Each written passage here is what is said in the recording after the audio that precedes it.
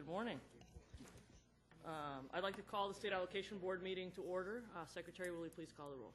Certainly. Senator Hancock, Senator Wyland, Senator Liu, Assemblymember Buchanan, Assemblymember Hagman, Assemblymember Nazarian, Esteban Almanza, Here. Kathleen Moore, here.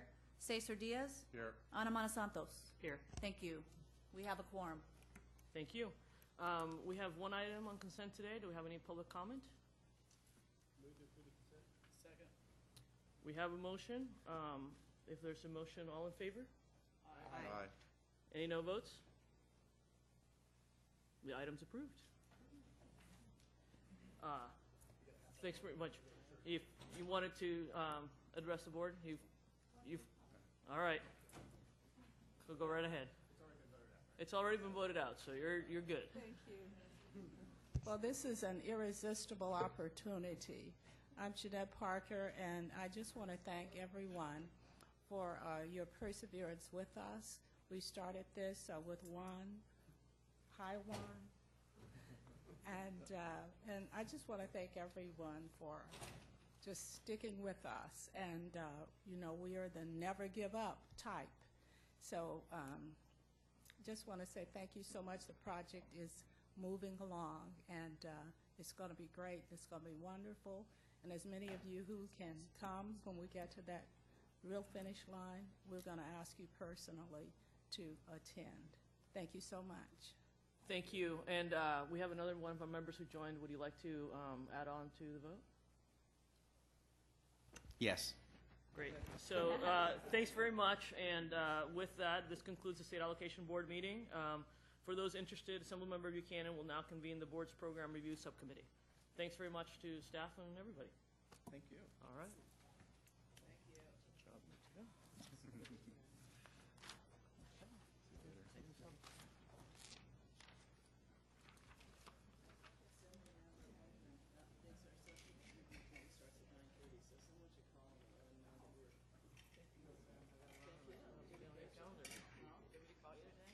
That'd be great. All right.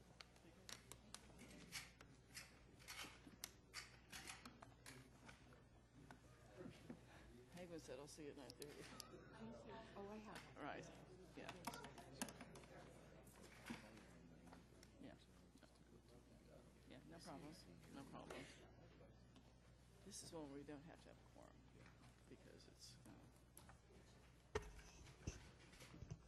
I'm going to wait just a minute to start the hearing because Assemblymember Hagman sitting next to me thought this started at 9:30, so we're just going to call him and give him the opportunity to come back and join us from the very beginning.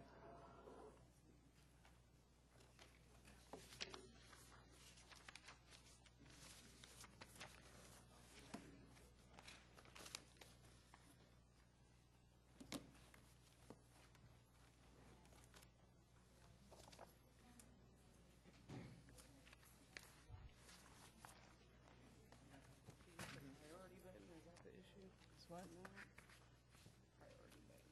Do I need to hit it?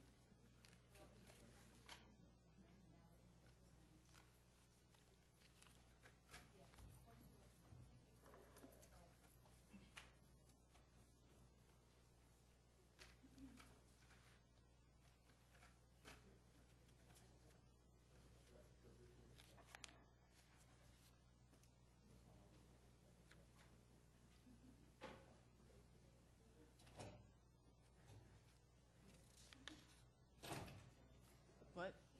Okay, thank you.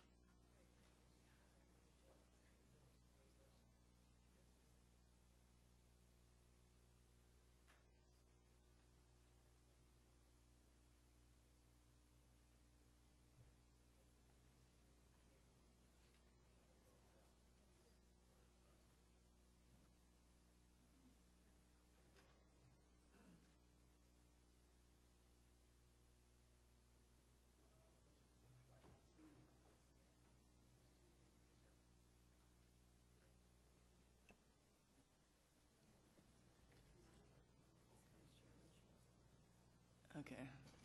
So it will start. Okay. We're going to go ahead and start.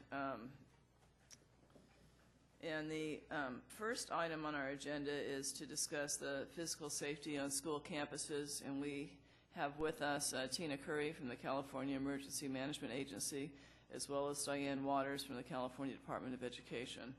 And what I'd like to do is have you each make your presentation, since we're both dealing with the same topic. And then if we have any questions, we'll allow members of the subcommittee to ask those questions. There's also Stephanie Pappas. Okay. Our office. All righty. One of.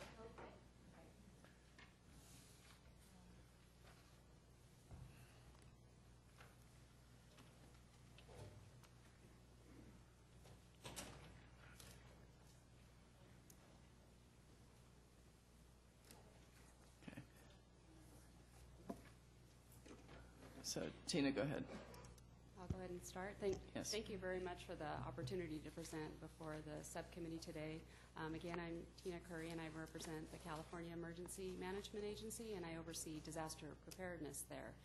So I thought I'd start off, and I don't have slides, but we did provide like a one-page that sort of goes through what I'm going to discuss, but it should feed nicely into what Department of Ed, one of our partner agencies, will be talking about. So I'll cover a little bit about what we do and sort of how things work in crisis management when something happens here in California, and then we'll focus in more on specifics of school preparedness and school safety, which I really think is what you're interested in here.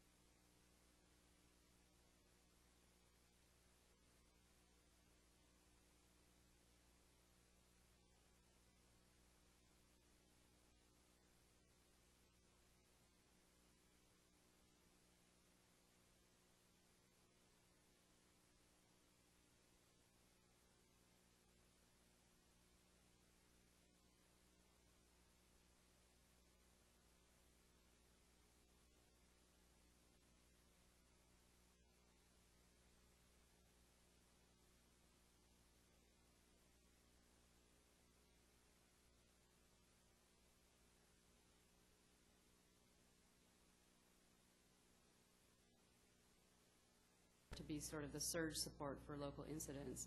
Beyond the county, then the state comes in to help, and CalEMA has a unique authority to task any state agency to do something within or outside of their authority to help out, whether that's law enforcement, fire, public health, anything that's needed to deal with the effects of an emergency. We have that pretty dialed in California, so it works really well as a surge capacity, and we practice that all the time. We're also the link to the federal government. So when something is beyond what California can deal with, then we're the ones that are calling FEMA, the other federal agencies. We have a great relationship with the private sector and businesses that work here in California and outside to bring in needed supplies and other assistance. So that has been a huge area for us to build on. Tribal governments, et cetera. So we really kind of are the link to that family of disaster response. And the way we do that is through a structure called the Standardized Emergency Management System. So everyone falls into what I like to refer to as a common organizational chart that's trained from the very first responder level all the way up now to the federal and national government. They know what this means. They know what the different functions are, and these are really what we've identified are key areas that have to be addressed to respond to emergency. So what we call operations, planning and intelligence, which is your situation information and intel, as we call it. Logistics, which is things that are needed to respond, whether it's equipment or people or information technology, and finance. And that's all governed by a management structure. And again, you'll see that organization chart at the first responder level, at a police department, all the way to if we had a large catastrophic earthquake, fire, flood response that involves a federal government. So that works nicely for us because it's commonly understood. And it's easy, because we've trained to that, for other entities that don't work in that jurisdiction to fall into that organization. So between our system of supporting counties up to the federal level and outside agencies and state agencies, using this common organization structure, that's really our system to deal with most things in California, and it's worked really well for us and for all the disasters we've had in historically. So that sort of frames that, and I want to kind of tie that back to how that works for school preparedness. We've worked with the Department of Ed as a lead agency for planning for schools, for disaster planning, but we have an all hazards approach to support our state partners, as well as other jurisdictions in California. So we really work on this together. Cal EMA, working with CDE, has published things like non-structural earthquake guidance for some of the earthquake disasters we've had historically.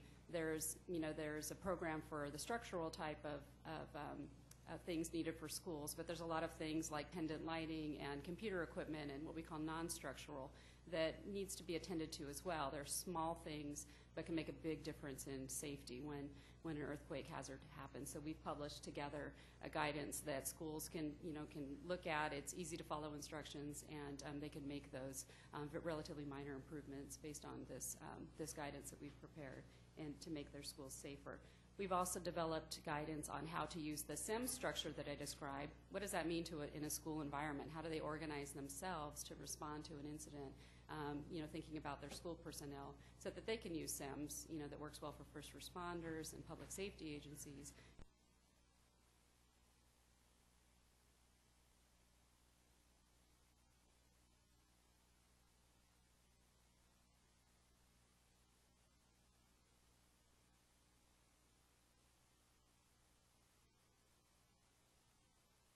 Accessible. So keeping that in mind, we're always preparing for different kinds of disasters. Many of us, when the incidents happened in Newton, wanted to know, what was the role of our agencies? What can we do? How can we take this lesson and apply that to California? So right away, after that happened in December, our secretary worked with the Department of Ed, and started to think about how we can support school districts in California with what they needed to do different, what they needed to think about to attend to even better school safety in light of this this threat that I think all of us are concerned about. So we, through our training and exercises program, and again using this foundation of emergency management that we have, designed a active shooter seminar. So it's really not new information. It's taking the expertise we have with our partner agencies and offering this. A lot of schools are doing this on their own, which is fantastic. We're seeing a lot of other best practices from other states, but we wanted to make something available for them. So we designed these seminars. They're locally based, meaning the participation in the panel are local people that those school districts already know and already work with. But we wanted to give them a framework to come together, talk about the things they needed to talk about, and make their plans better. And these have been very popular. We've got about 20 that have either taken place or are in the process, so they've kind of gained in popularity. And they've been very successful. We've got law enforcement, school representatives, emergency medical representatives sitting in a panel presentation, talking a little bit about the active shooter threat, but then really just spending some time to dialogue about what they would go through if an incident happened, what are their steps, what kind of things are missing from their plans so they can work even better together. We've had up to a couple hundred people attend from a wide array of organizations within that kind of school region area.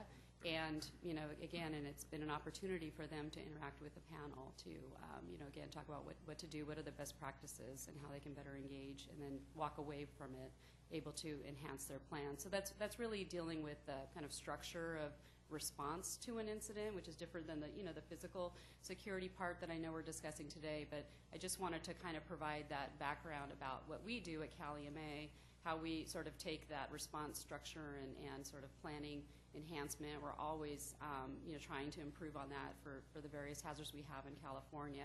We have been able to, I think, provide something very useful for schools. That's going to continue. We have things kind of booked out all the way till May, and I hope to see more of that, more schools that will take advantage of this opportunity to hold these half-day seminars. It's not a huge time commitment.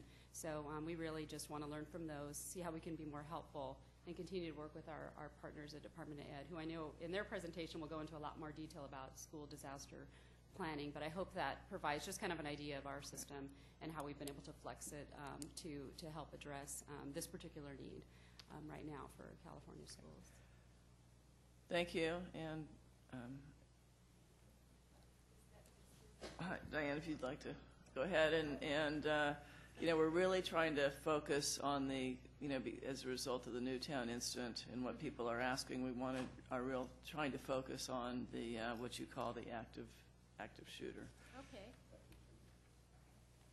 Well, following the incident at Sandy Hook, as you can imagine, the California Department of Education received many phone calls, and of course the media went crazy. There were all kinds of ideas that were put out there, everything from putting armed guards on every school site and National Guardsmen and so on, to arming teachers and administrators and using bulletproof glass everywhere, locking everything down, all kinds of things. But most of these things are probably pretty unlikely to actually, all by themselves, to solve a problem like that. Many of them are too expensive or impractical, you know, and so on. We could build schools like prisons, but it's not really an environment that's conducive to educating kids. Is that really what we want to see? I don't know if you've got my slides I do, here, thank you. Okay, so moving on to page 2.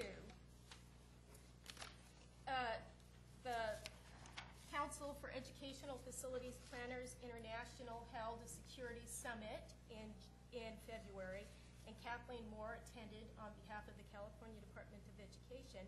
And they focused on 4 different areas: infrastructure, staffing, operational procedures, and crisis communication, because they recognize that this is an interdisciplinary, you know, it takes an interdisciplinary approach to solve some of the security issues. Well, so naturally, Kathleen was involved with the infrastructure piece. They talked about first risk assessment, you know, to find potential vulnerabilities, creating a secure perimeter, controlled access, and that's so the administration knows who's coming and going on the campus. They can, you know, people sign in and that sort of thing. Creating safe rooms, and that's, you know, being able to lock the classrooms and that sort of thing. And then, of course, communication systems. So SFP will provide a report on the findings of their school summit eventually, so that'll be available on their webpage. Page 3, infrastructure and safe rooms was an area that we thought should be. There is currently in law, after July 1st, 2011, all classroom locks and new construction must be able to lock from within the classroom. But that was only for new construction, not for existing classrooms. There is currently SB 316, which would amend this section of the Ed Code to require that these locks be installed for modernization as well. The thing about these security classroom function lock sets is that they cost about $300 each. That's not including installation. So about $500 installed. And if you have to replace the door as well, that's another $1,000 installed. So, you know, if you consider the number of doors in a school, that could be quite costly. Infrastructure and communication. Now, the Ed Code requires that all classrooms that were built or modernized after 1999 be provided with phones. And they can be wireless or hardwired phone systems. But not all classrooms have been modernized since that date, and so there are classrooms that don't necessarily have phones in them. And even with the phone systems, there are potential drawbacks. Okay, so what kinds of notification communication systems are in schools? They have fire alarms, which are required, but that works great for fires. The alarm is set, people exit the building. You don't necessarily want to use that for an active shooter kind of scenario because you need to lock down. There's a PA system. Now, in older schools, they may have speakers and the microphone in the office and that kind of thing, but if the incident happens in the office, can that information get out to the rest of the campus? And in newer schools, oftentimes the phone system acts as their PA system, which may not be out on the playground. So there may not be any way of communicating with the people who are out on the playground at any given time other than sending somebody out there, unless they have walkie-talkies or wireless phones or that sort of thing. Some schools use mass notification system for parents and students, and at a recent presentation that I did on this topic, one of the school district people said that they had used that, but for instance, the mass emails that were sent out were viewed as spam, and people didn't get them. So the voice mass notification worked pretty effectively, but the emails did not. And of course, with these communication systems, it's a local decision. So the systems are all very, very different, because of the differences in the school size and local community needs and that sort of thing. So issues to consider with the communication system is, will the phones work if there's a power failure? Or if the office phone is busy? So if it all goes through the office and the person in the office is on the phone, can other people call out? And can a teacher call outside of the network, or is it limited to the people in the office? What if the office is where the emergency is taking place? And will the system be overloaded with panicked parents calling in? So mass notification systems can kind of help alleviate some of that. You can say, okay, we've got this under control, please don't come. Otherwise, the reaction is automatically that everybody swarms to the school, and that happened at Sandy Hook. In fact, they blocked the fire department's ability to get there and that sort of thing. So, mass notification systems are pretty good for that. And if there's a need for a lockdown and there's no speaker, pardon me, out on the playground where the kids are at recess, is there an alternate system? Do you have battery backups? Do you have walkie-talkies? Different kinds of communication systems. Or maybe even the old-fashioned speaker, like they had in the old days with the old PA systems. Okay, moving on to page 4.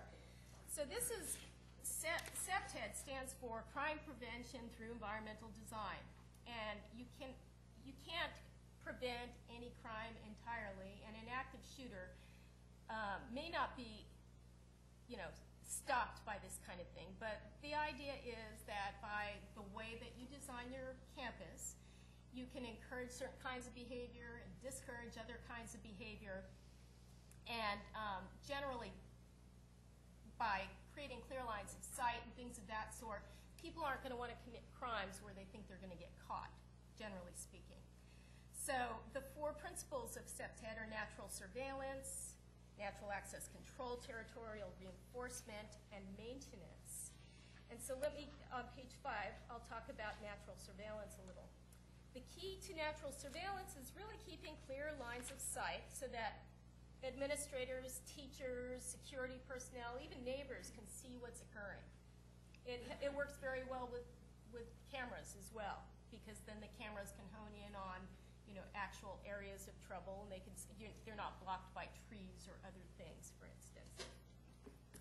And there are no little hidden alcoves where a person can hide, to commit crimes or to grab somebody. The next principle of SFP is natural access control, and the idea behind that is that you funnel all the people coming onto the site after school is in session through the office and that kind of thing, make them check in, and so on. And even at Sandy Hook, they did do that. The problem was that he shot out the window. Yeah. So, but they did have a lot of these systems already in place. That's why I say even with some of these principles, you're not going to entirely eliminate those kinds of problems. The third is territorial reinforcement, and that's not just putting up big high walls and fences and barbed wire and, you know, that kind of thing. It's also about creating a space that feels like a community asset, that the neighbors watch out for it because it is a source of community pride, too. You create boundaries, everybody knows, and they feel ownership in that area. Also, it's about creating public areas that are clearly public areas. People know that they're allowed to be there or not.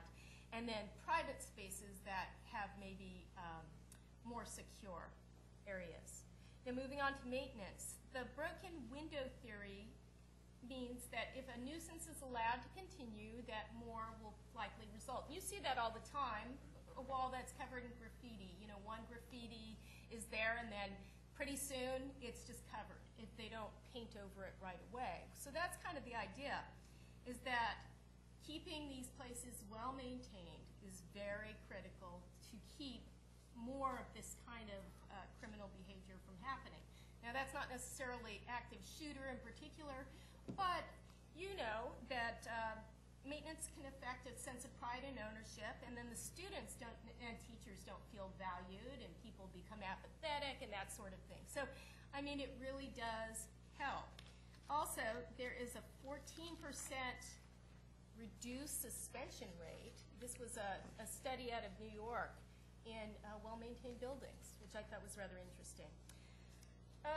Beyond regulations, so on page 7, we have some resources here. So we have a best practice kind of document. Actually, it's a research document that's available on our webpage, and it talks about some of these things that school districts can do to help create a safer school environment. And after that, I'm going to turn this over to Stephanie, who's talking about the safety plans.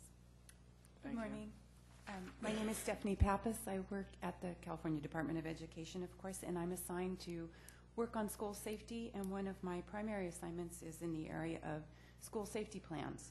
And in the prevention world, or in the world of school safety, there's a continuum of prevention, intervention, suppression, and then recovery.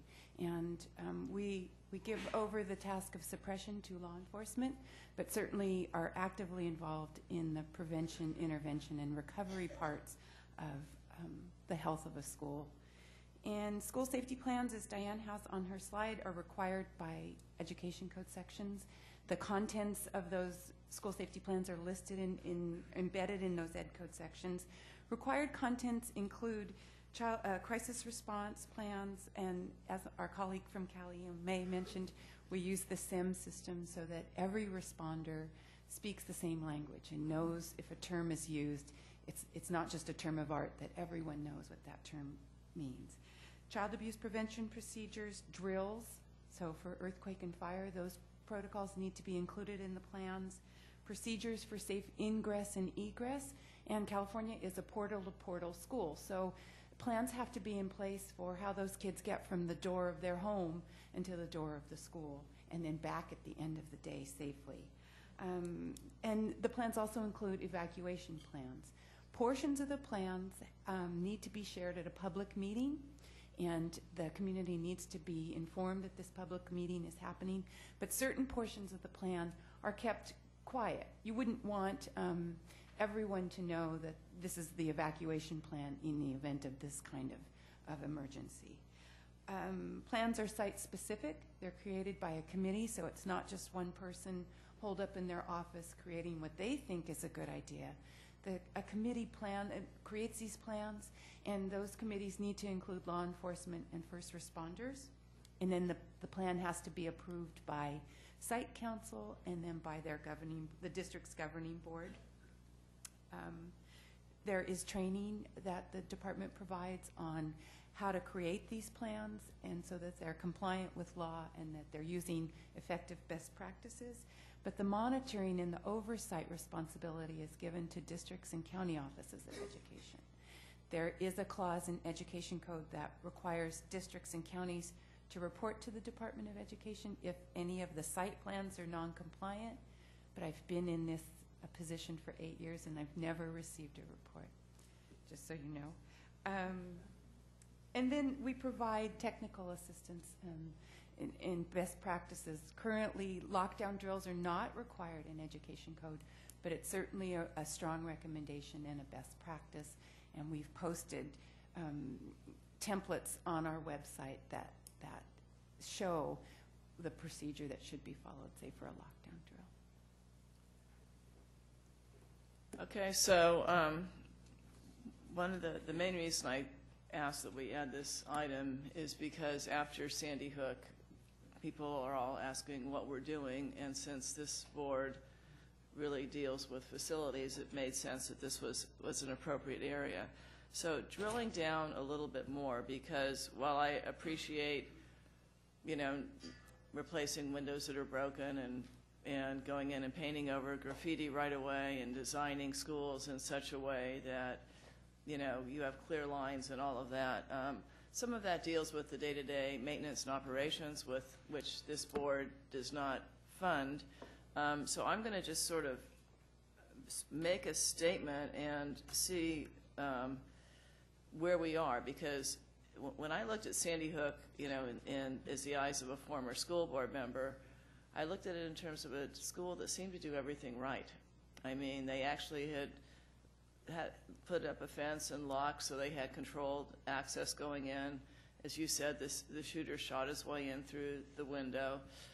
They had a PA system, which they flipped on. They had interior locks in the doors, and as much of a tragedy as that was, if they hadn't had all that in place along with the drills, it could have been, you know, much, much worse. So when we sort of drill down to that, it's having a safety plan in place, which all of our schools are required to have. I'm surprised we don't require drills, because I mean, in my kids' school, they always had drills. It's having a communication system, which I know when my kids were out on the playground, if there were 3 bells, you had, I mean, they were you know, you could be a very sophisticated or not so sophisticated in the interior locks. Is there more than that specifically that can or should be done in terms of the basic requirements that we'd like to see in every school? Certainly, one thing I didn't address was, and it was evident after Sandy Hook, is the mental health component that's missing from many schools. Right. And we can plan from now until, you know, the Right. end of our K through 12 public education. But if we're letting kids fall by the wayside because we don't train our staff members in how to recognize certain characteristics of students who are really struggling, Right. and if we don't have that in place, have those counselors in place, or have that mental health first aid training available, which is an important part of Right. the whole training piece. So I think getting we're- back to facilities, because we're not an education policy committee or a budget committee. I'm just thinking as we, excuse me, move forward and start to plan, I mean, the thing that really comes to my mind is the fact that if a school's 10 years old and doesn't have, or 15 years old and doesn't have interior locks, does it wait 10 years or you know, is it something we should consider on making an accommodation? So I kind of would like to drill Talk about the down. locks. Well, in Sandy Hook, just so you know, one of the presenters at CASH with me was a peace officer from Santa Ana who went there with a group of peace officers to kind of find out what happened and lessons learned. Pardon me. And one of those classrooms was a substitute teacher. And so substitute teachers did not get keys to the locks. Okay. So she could not So lock that's a out her- procedural That issue. was a procedural issue. As far as the locks go on schools here in California, a lot of schools already believe that with that passage of that previous law, that they are required to Right. change out their locks, even though Right. they're mistaken. So some of them have already begun doing that. You know, I think that would be important to maybe fund that, because as you know, that is quite expensive, especially when you consider hundreds of locks and possibly doors on any given school. So I mean, if you're looking for things that come out of the facility funding Right. kind of. Yeah, I mean, area. we're That's not why- looking, we just want Madam Chair, although, yeah, you know, for just changing locks, you change out the pins in the locks. You don't change No. out the hardware. No, You but- don't necessarily do that. but not all schools are you able to lock the doors from the interior of the classroom? Oh, so a That part. standard, So- if this isn't getting too technical, a standard classroom function lock set is you lock it and unlock it from outside only, okay? They do have now a security classroom function which has a double core, so you would actually have to change out the whole lock. Yeah, or you'd have to provide some sort of, There are Other aftermarket locking things that you device. can Yeah, do, right. but part of the problem is with any of these things, and some schools have just changed out locks. Mm-hmm. We talked to the fire marshal's office, for instance, and they said they go out there, you know, annually and inspect, and they're finding all kinds of things. So they're locking on the inside so that it does not allow free exiting. And these classroom security function lock sets allow free exiting, so they don't inhibit the fire life safety Right. function while allowing for the security Right. within the Sounds like- classroom. Sounds like we could, I mean, almost like when those hotel locks are a bolt that even a kid can slam across without a key from the inside or something to be able to. well, one of the issues comes up if you have free exit, even though you can't get in from the outside, you know, making sure that you don't have a kid that just walks out the door in these Yes. situations. So there's, you know, I remember we were discussing it. I mean, in our district, there are considerations there, but so I think they're coming from the what we did in Washington D.C. around infrastructure, the 5 different areas, risk assessment, which is really Right. a operational issue. right. There was secure perimeter, control access, safe rooms, and clear communications. Mm-hmm. And those all are infrastructure areas. We've spent some time on safe rooms, which I think is one of the more important Right. pieces. So if as we consider as a board the possibility or what the responsibility might be in this program around safe schools, probably lock sets is an important component, and there's already a piece of legislation Right. that will be considered in the legislature. The other piece is one that we don't have a requirement that all schools have secure perimeters. You know, that's a local decision. Fencing is a local decision.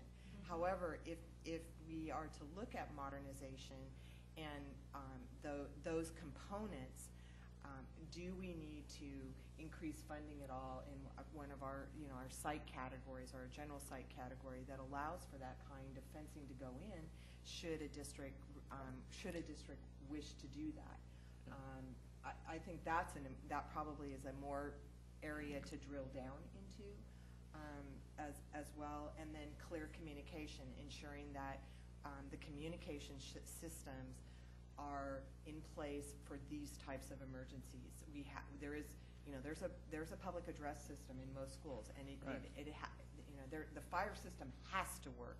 I think it's the part of the public address system ensuring that it is functional and in some cases up to industry standard, and that might be another area that we would want to drill down into. Okay. Another issue, when you were mentioning the PA system and the 3 bells or that sort of thing, as long as they practice and everybody Right. knows that 3 bells means that, but if you have a substitute teacher or Right. you've got new students, But, then yeah, obviously, you know, you mentioned that we need to, whatever we do needs to be practiced so everyone understands it. I mean, I think that's really very clear. Is there any public comment on this before we move on?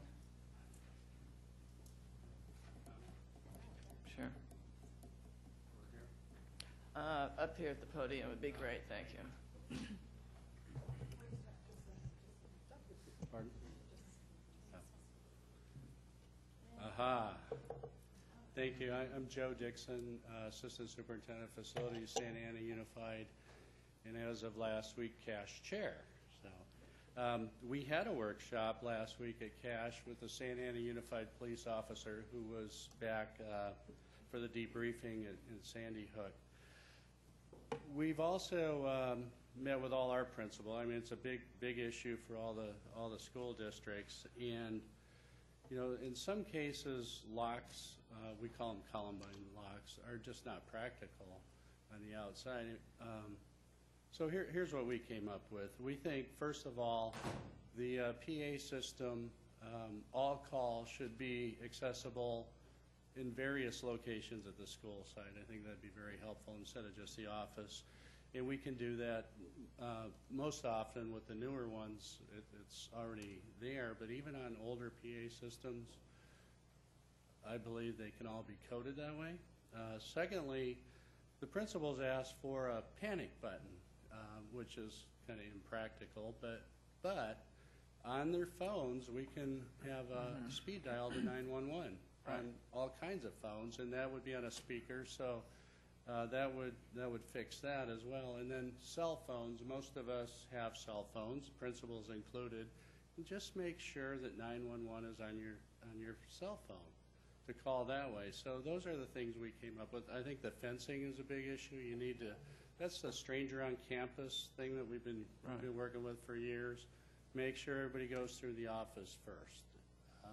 But keeping gates locked and things like that are real important. Now FEMA also, you were talking about FEMA. FEMA has come up with a new standard as well, and I believe it's run if you can, you know, if it's safe to run, hide if you have to, and if you're in a situation with a person like that, fight. So they have three new protocols that they came up with, which would be important to probably train everybody in the state if you could in school. So I just wanted to share that with you. Thank you. You're welcome.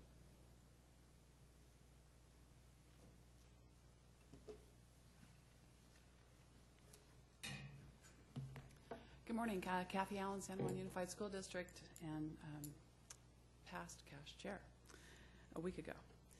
Just a couple of comments. I wish there were answers for this. I think it's very important to realize how mind-boggling this truly is. Right after Sandy Hook, you know, the word came out about I can't close my blinds, I have missing slats. So now I'm in the middle of conducting a blind survey on over 80 sites.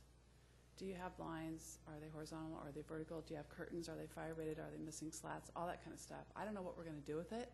I mean, we're talking hundreds and hundreds of thousands of dollars if I were to just go and cover my windows. I think another aspect to look at, well, windows is a huge thing. I've always been a proponent of clear-story windows and don't put windows down where people can see into the classroom, mostly because I think the kids don't need to be distracted by what's going on outside. But kind of a two-pronged thing here, it does provide some level of safety. The other thing I just wanted to share, and those of you who are from the area and listened to the news a couple days ago, one of my high schools on Sunday night, there was a young student who had made threats on a Facebook page that he was going to tear up El Camino, whatever the word was. So the only way we were able to kind of work through that, and it certainly had nothing to do with facilities, it was all about social networking. It was on a Facebook page. You know, some parents saw it, called our dispatch center. We happen to have a dispatch center. We're one of the few schools districts that do, probably because we're large enough. So that's staffed 24/7. We were able to do a snapshot of that Facebook page, find out who the kid was through our Zango software program, and it all ended happily. But again, just goes to show that no matter how many safeguards we put in, social media is something that we have absolutely no control over. So again, I wish I could solve it. I think we all do. If there was just a nice little simple one or two fix things, but you know, curtains and blinds and locks, and what do you do if the kid who just went to the restroom can't get back in, and what happens if the shooter decides to wait for recess? All the fencing in the world isn't going to stop a bullet, unfortunately. So I look forward to maybe some creative ideas as we move forward and figure out what to do. So, Yeah. Thanks. And I would just reiterate again, we sort of have to decide what's operational and what's facilities, and those things that we can do outside of building prisons that our kids attend. You know, if there are things we can do, like ensure we have interior locking doors, I think, you know, we have to seriously consider that. There are others that you never can anticipate everything, and you can't live your life in fear, and we don't want our children to live their lives in fear. Exactly. But you know, we did want to at least take a look at, you know, what the current thinking is on that. Thank you. Okay, we're going to move on to the next item, which is the the UC Berkeley report, and I think, Ms. Moore, you're going to do an introduction for us.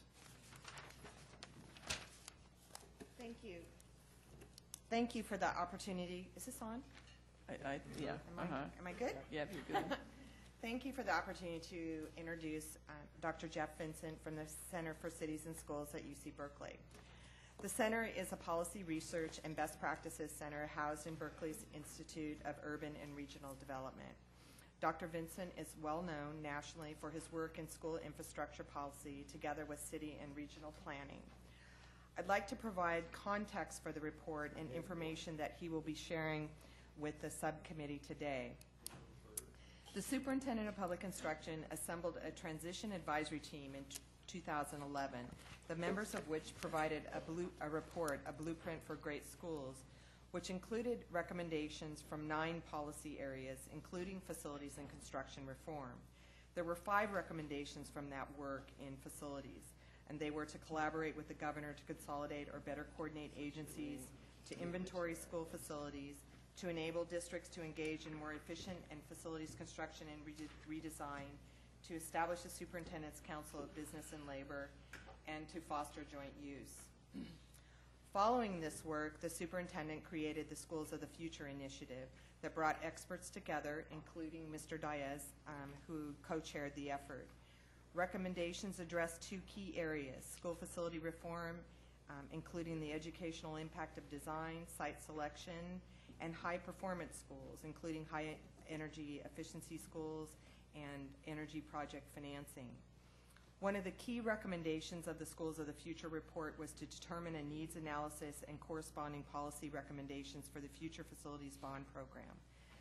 The superintendent and the Department of Education commissioned Dr. Vincent and his team to address this recommendation with a methodology that looked at other states, gathered the best research and practices in the field, and surveyed the stakeholder community. The results of the report are before us today.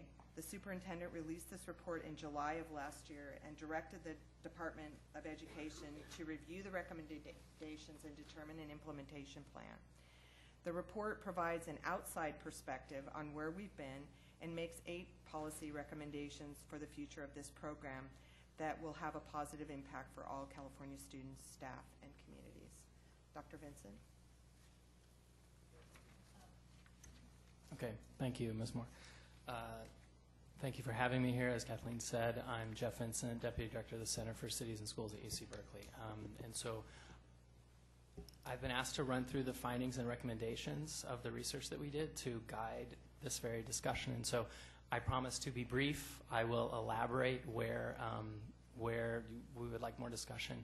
And certainly, you know, we've compiled a lot of information on the various issues that have come up in the previous hearings of this committee, and those are all available to you, and I'm happy to pull that information together. So my colleagues at UC Berkeley and I basically spent the better part of a year looking comprehensively at the state of K-12 school facilities in California and really thinking about what does the state need to do, lowercase s, where do we need as a state need to go over the next decade? How do we prioritize funding? There probably will not be enough funding to meet all of the needs on the ground. How do we think about prioritizing these? So for the research, we asked 3 main questions. Just to give you a sense, how does the state of California promote efficient and sound planning for K-12 school facilities across the state? How should the next generation of California state-level K-12 school funding be prioritized? And then, given that, what are the policy and or regulatory changes or reforms that would be needed to support this sound planning and a prioritization of state funds? To answer these questions, we did a handful of things. 4 main tasks, really. First was we conducted more than 60 interviews of stakeholders across the state that work in school facilities at the local level with districts, with other local governments, in the private sector, as well as state agencies, getting their perspective on what they've seen over the last decade, what the challenges remain, and what they see as solutions. Secondly, we reviewed all the past research that's been done on this, both in California by the LAO and others, as well as looking nationally what's been done on this issue, because we spent a lot of money on it.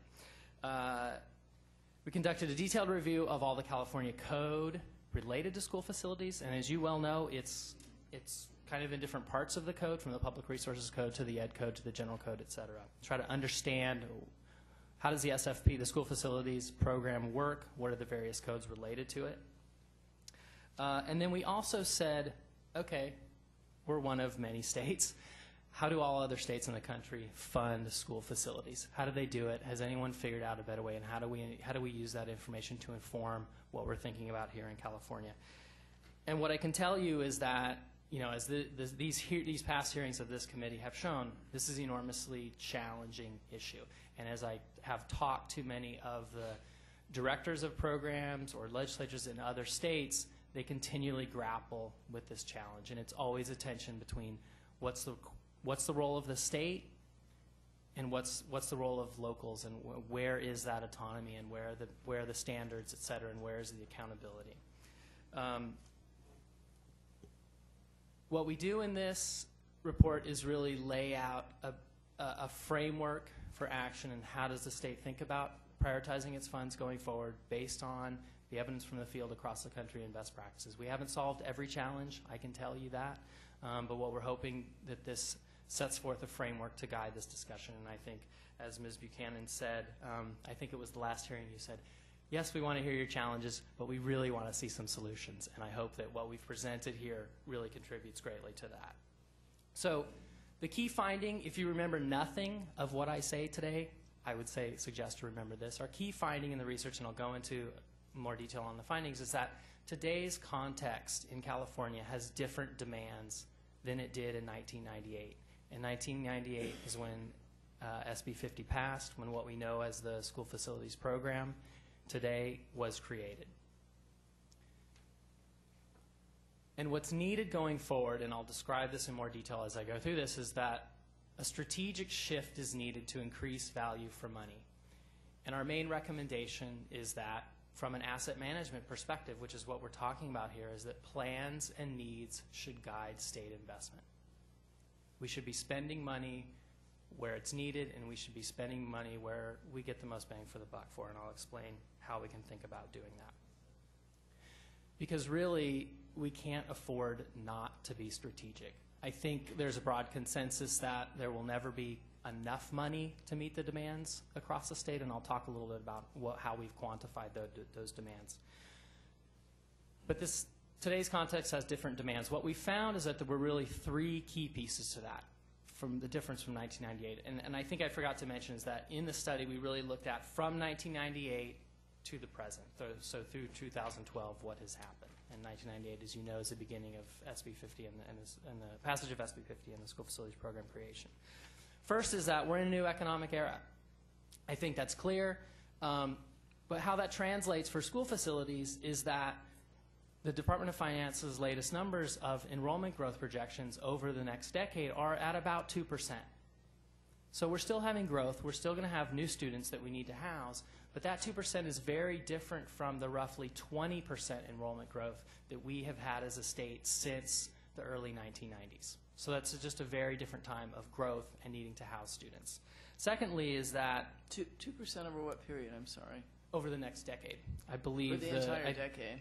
Yeah, I believe the latest numbers are 2013 to 2023, I think, if I'm correct on that. I think it's 1.8% to be precise, but it's roughly at 2%. For the next 10 years. For the next 10 years from now. So our population over the next decade is going to grow. If you go from 38 million now, we're expecting our population to grow by less than 400,000 people in the next decade. I don't have the numbers of total population in my head. The 2% is K-12 enrollment growth over the decade. Annual growth. No, he said over for the entire decade.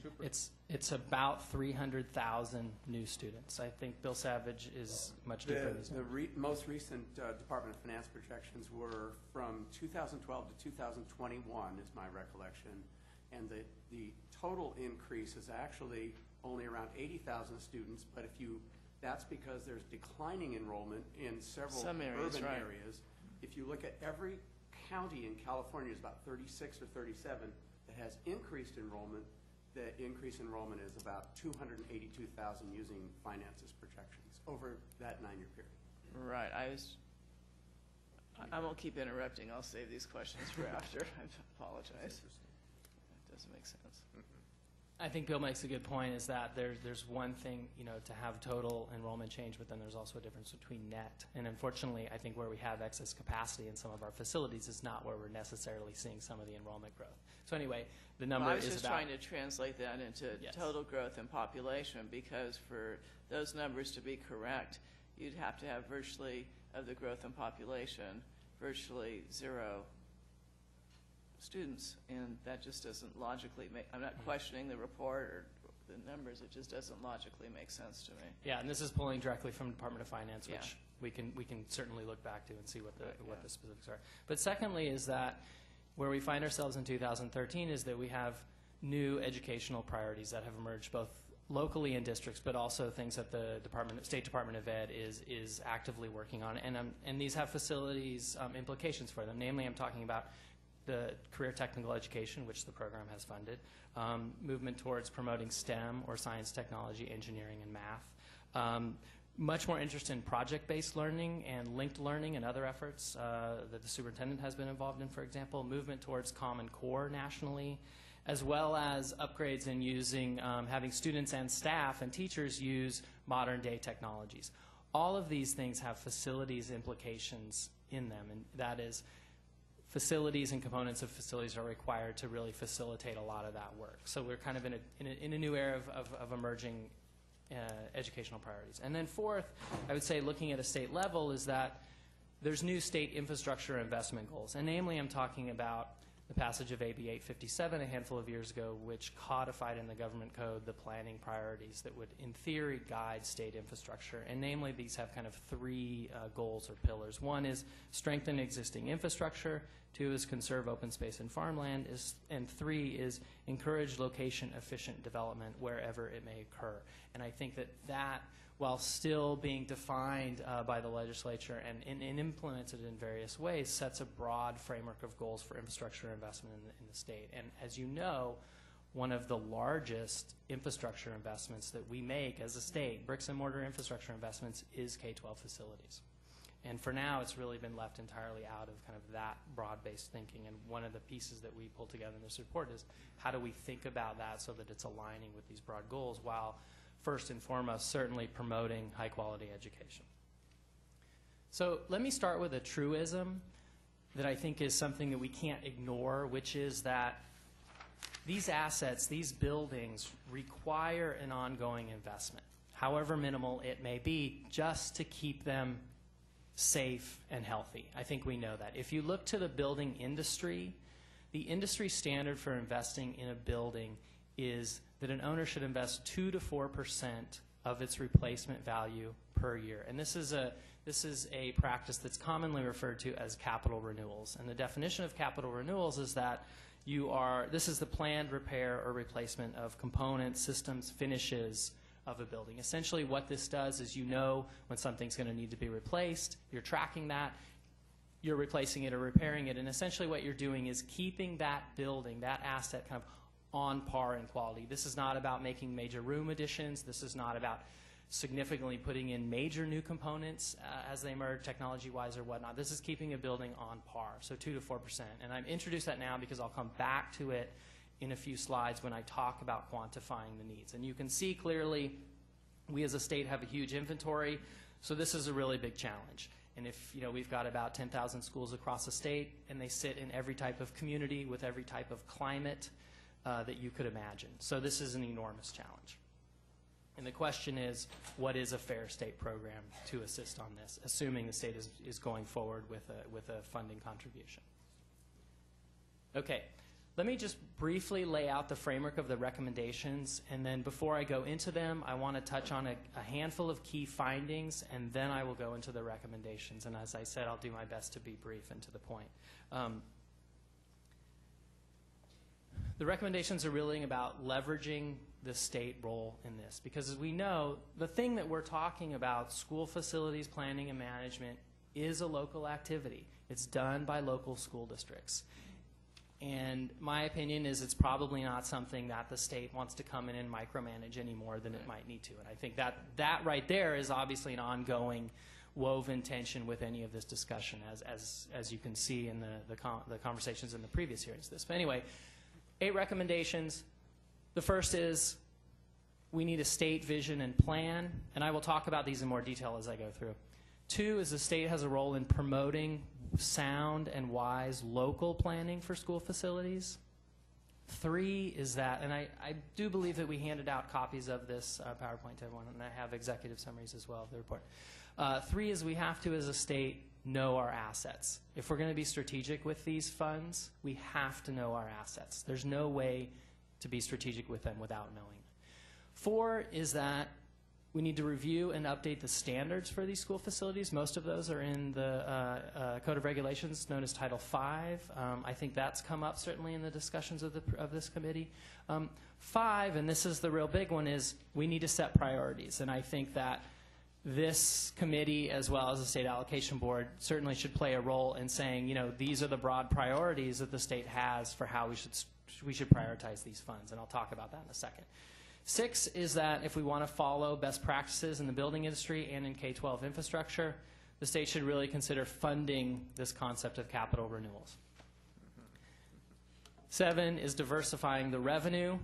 We're mostly bond-driven in terms of our funds.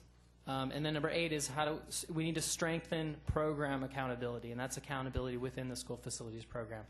And for sake of time, I'm mostly going to focus on the ones that I've put in red here. Even I know that's a lot, I apologize, but they're connected, and I will try to move through them swiftly.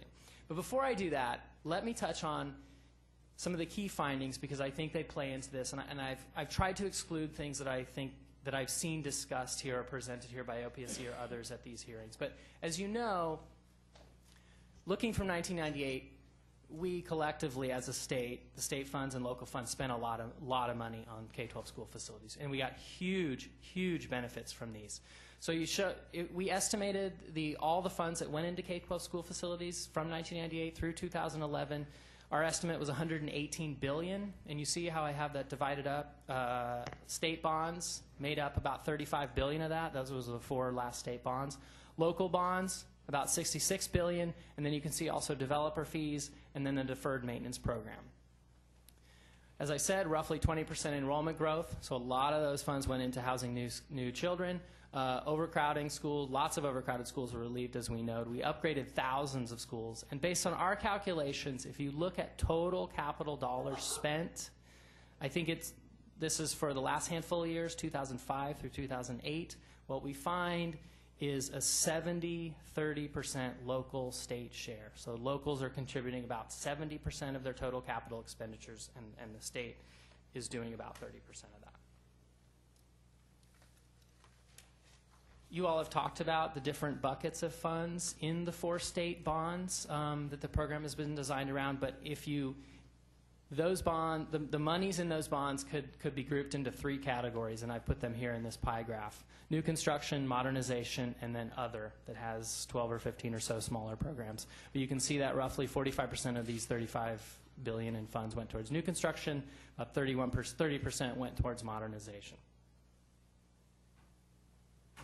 And why have we done this? We've done this because school facilities matter, and I just want to make the point that the research and science nationally and internationally is getting much better on understanding the conditions of buildings and how they affect teachers and teacher performance, as well as student performance. And we point to some of the latest research on that. And most studies show correlations between those things, between conditions and performance. But the research is also getting better on understanding how the locations, the conditions, the qualities of this infrastructure, this community infrastructure of K-12 schools, affects communities. It affects travel patterns, it affects community desirability, it also affects growth in regions. And what we see, taking a broad look at infrastructure in K-12 facilities in California, is that there's really an increasing policy interest in 3 main areas: sustainable communities planning, healthy communities, and health equity, particularly around combating childhood obesity, and then also high-quality schools and learning environments. And there's various activities, new legislation, funding pots, et cetera, on these things. But if you look at these, K-12 school facilities and our infrastructure investment really straddles these various issues. And I think even if you look at some of the policy efforts here in Sacramento going on in these various broad camps, schools and school facilities quite often get mentioned. And I think that we spend some time focusing in the report, what does that mean? How does the state leverage multiple benefits across these avenues? Okay, so for the research, I have to pull a Mark Rubio here. For the research, what we did was take a look at what's been done on this across the country. And from that, we created a kind of framework for a well-managed K-12 capital investment program. And what we did was, first of all, surprisingly, as much as states like California and others spend on school facilities, there's actually very little written and done research on what are true best practices, what are outcome and performance measures, particularly at a state level, which is kind of mind-boggling when you think about a state like California's $35 billion, and we're actually not spending the most. We found guidance from the USGAO, the General Accounting Office, has done work on best practices in capital decision-making. The World Bank has done work on K-12 infrastructure, which is very informative. And then from UC Berkeley, Professor David Dow is an infrastructure specialist and has done a lot of work with the California infrastructure best practices. From all of that, we created a 4-point framework for best practices: sound planning, effective management, adequate and equitable funding, and appropriate accountability. I think these are fairly logical. They're not rocket science. They're in fact harder than rocket science to implement, as you will. But what we did for the research was take each one of these lenses and look at the state of K-12 school facilities in California and how the school facilities program runs in relation to each of these. And that's what our findings are structured around. And I'm not going to go into enormous detail on these, but I think what I'll do is gloss over the takeaway point for each one, and then I want to get into the recommendations. So from a planning perspective, as I mentioned, there are new demands. We're just in a different era than we were in 1998. There certainly still will be growth, but there's a lot less growth projected than before. But we also found that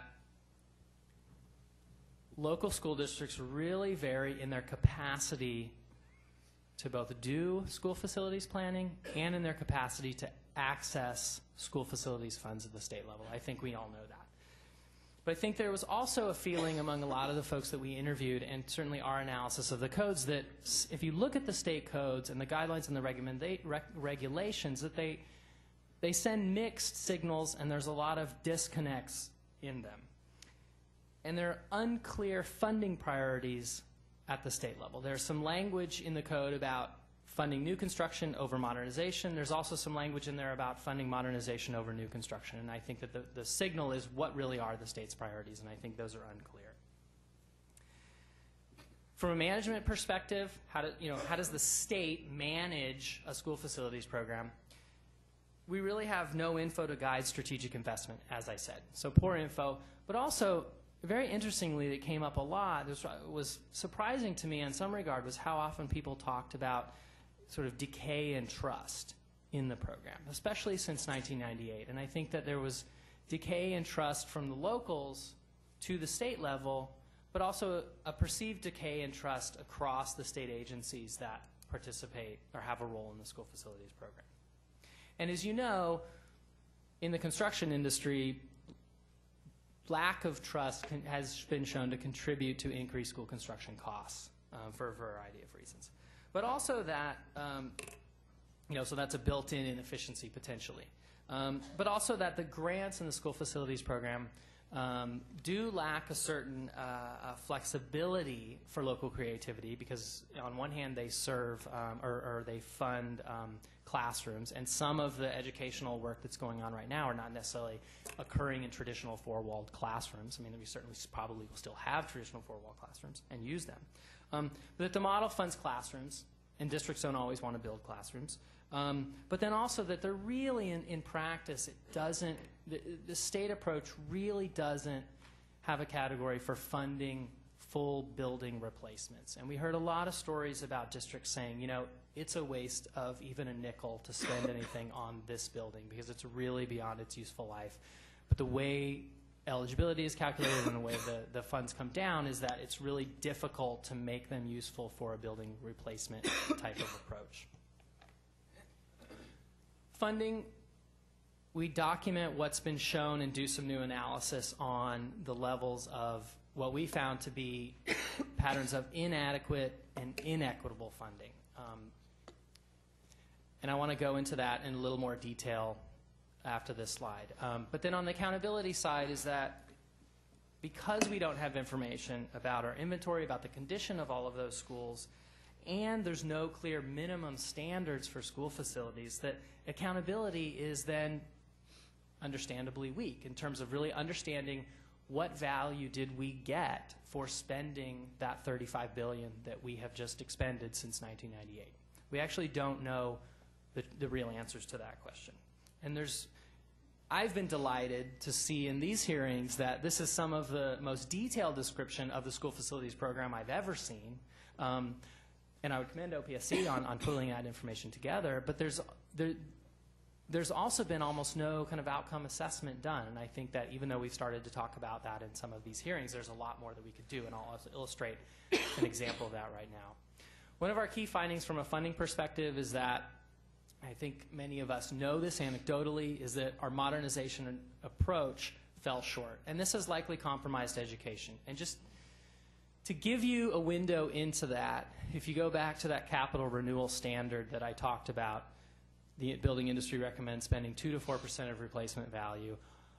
We went through a methodology of estimating what is the replacement value for all of California schools. And the capital renewal standard on that is that about $7 to $15 a square foot per year should be spent on school facilities in the state just to do capital renewals. If you look at, since 1998, how many state dollars have been spent on existing school facilities in the modernization program and in the deferred maintenance program mostly, that comes to about $3 a square foot per year. This is not to say that the state should be funding all of 100% of everything, but what this is saying is that the definition of modernization in the school facilities program is far beyond the definition of capital renewals. It's about significant upgrades and et cetera. So that's one window into inadequacy. I also want to show a set of maps here. These are not in the report, but this is something that I've done more recently. These are preliminary. We're trying to fine-tune the analysis here on this. But what I still want to understand better is particularly the spending on existing school facilities, right? I think we had the growth, we spent new construction money on that. I think that's very straightforward. But what did we do for existing school facilities? And how did those funds break down along income lines of students? So what I've done here is do a series of maps laying the modernization funds across at the county level by student wealth. So this first map is at the county level because that's only the data I had at the time. So this is all the school districts within the county. This is the percentage of students qualifying for free and reduced lunch in all the school districts in that county. So the darker the county, the more students qualify for free and reduced lunch. The next map I'm going to show you is... As a percent or as a number? As a percent. So you can see the dark tends to congregate in the middle. Sort of. So the next map I'm going to show you is per student modernization funds, state modernization funds by this. So you can see that it's somewhat opposite. This is modernization funds per student at the county level. And what this is starting to paint a picture of is that districts serving lower income students likely received less money per student in modernization funds. So going back and then forward. This analysis, we're working on making this analysis more sophisticated. For one thing, this is at the county level. There would be enormous variation at the school district level, let alone the individual school level. I have received some better data on that from OPSC in the last couple of weeks, and we're going to try to run through some more of that. What I also tried to do on the next slide is say, well, okay, the modernization program only funds classrooms that they're 25 years old. This is making an assumption that every classroom qualifies, and it doesn't. So in the next map, I tried to do an adjustment for an assumption of the classrooms or schools that are over 25 years old. And so here's the same analysis. You can see that. What was the assumption there? Well, the assumption, so we looked like at. most of your growth with the housing bubble was out in the Central Valley. Right. So how are you adjusting? So what we for all did that? was aggregating all the districts in those counties, looking at schools that existed in 87 or 88, basically 25 years ago, and sort of saying, okay, anything that was added beyond that probably, you know, doesn't qualify. So we're basically taking numbers from like the late 80s of the numbers of schools and students, and assuming those students are sitting in. Where did you get the numbers? I got the numbers from Department of Ed of CDS codes of schools from the late 80s. Schools that existed in the late 80s, assuming they were 20. Again, some of my colleagues at Berkeley would probably say this is still a crude analysis. I will acknowledge it is a crude analysis, but we're starting to paint a picture of how these funds were spent and what we're going to spend the next handful of months hopefully doing, if we can get the support for it, is to zero in, fine-tune the specific measures and zero in at a school district level to know how these funds were spent. Okay.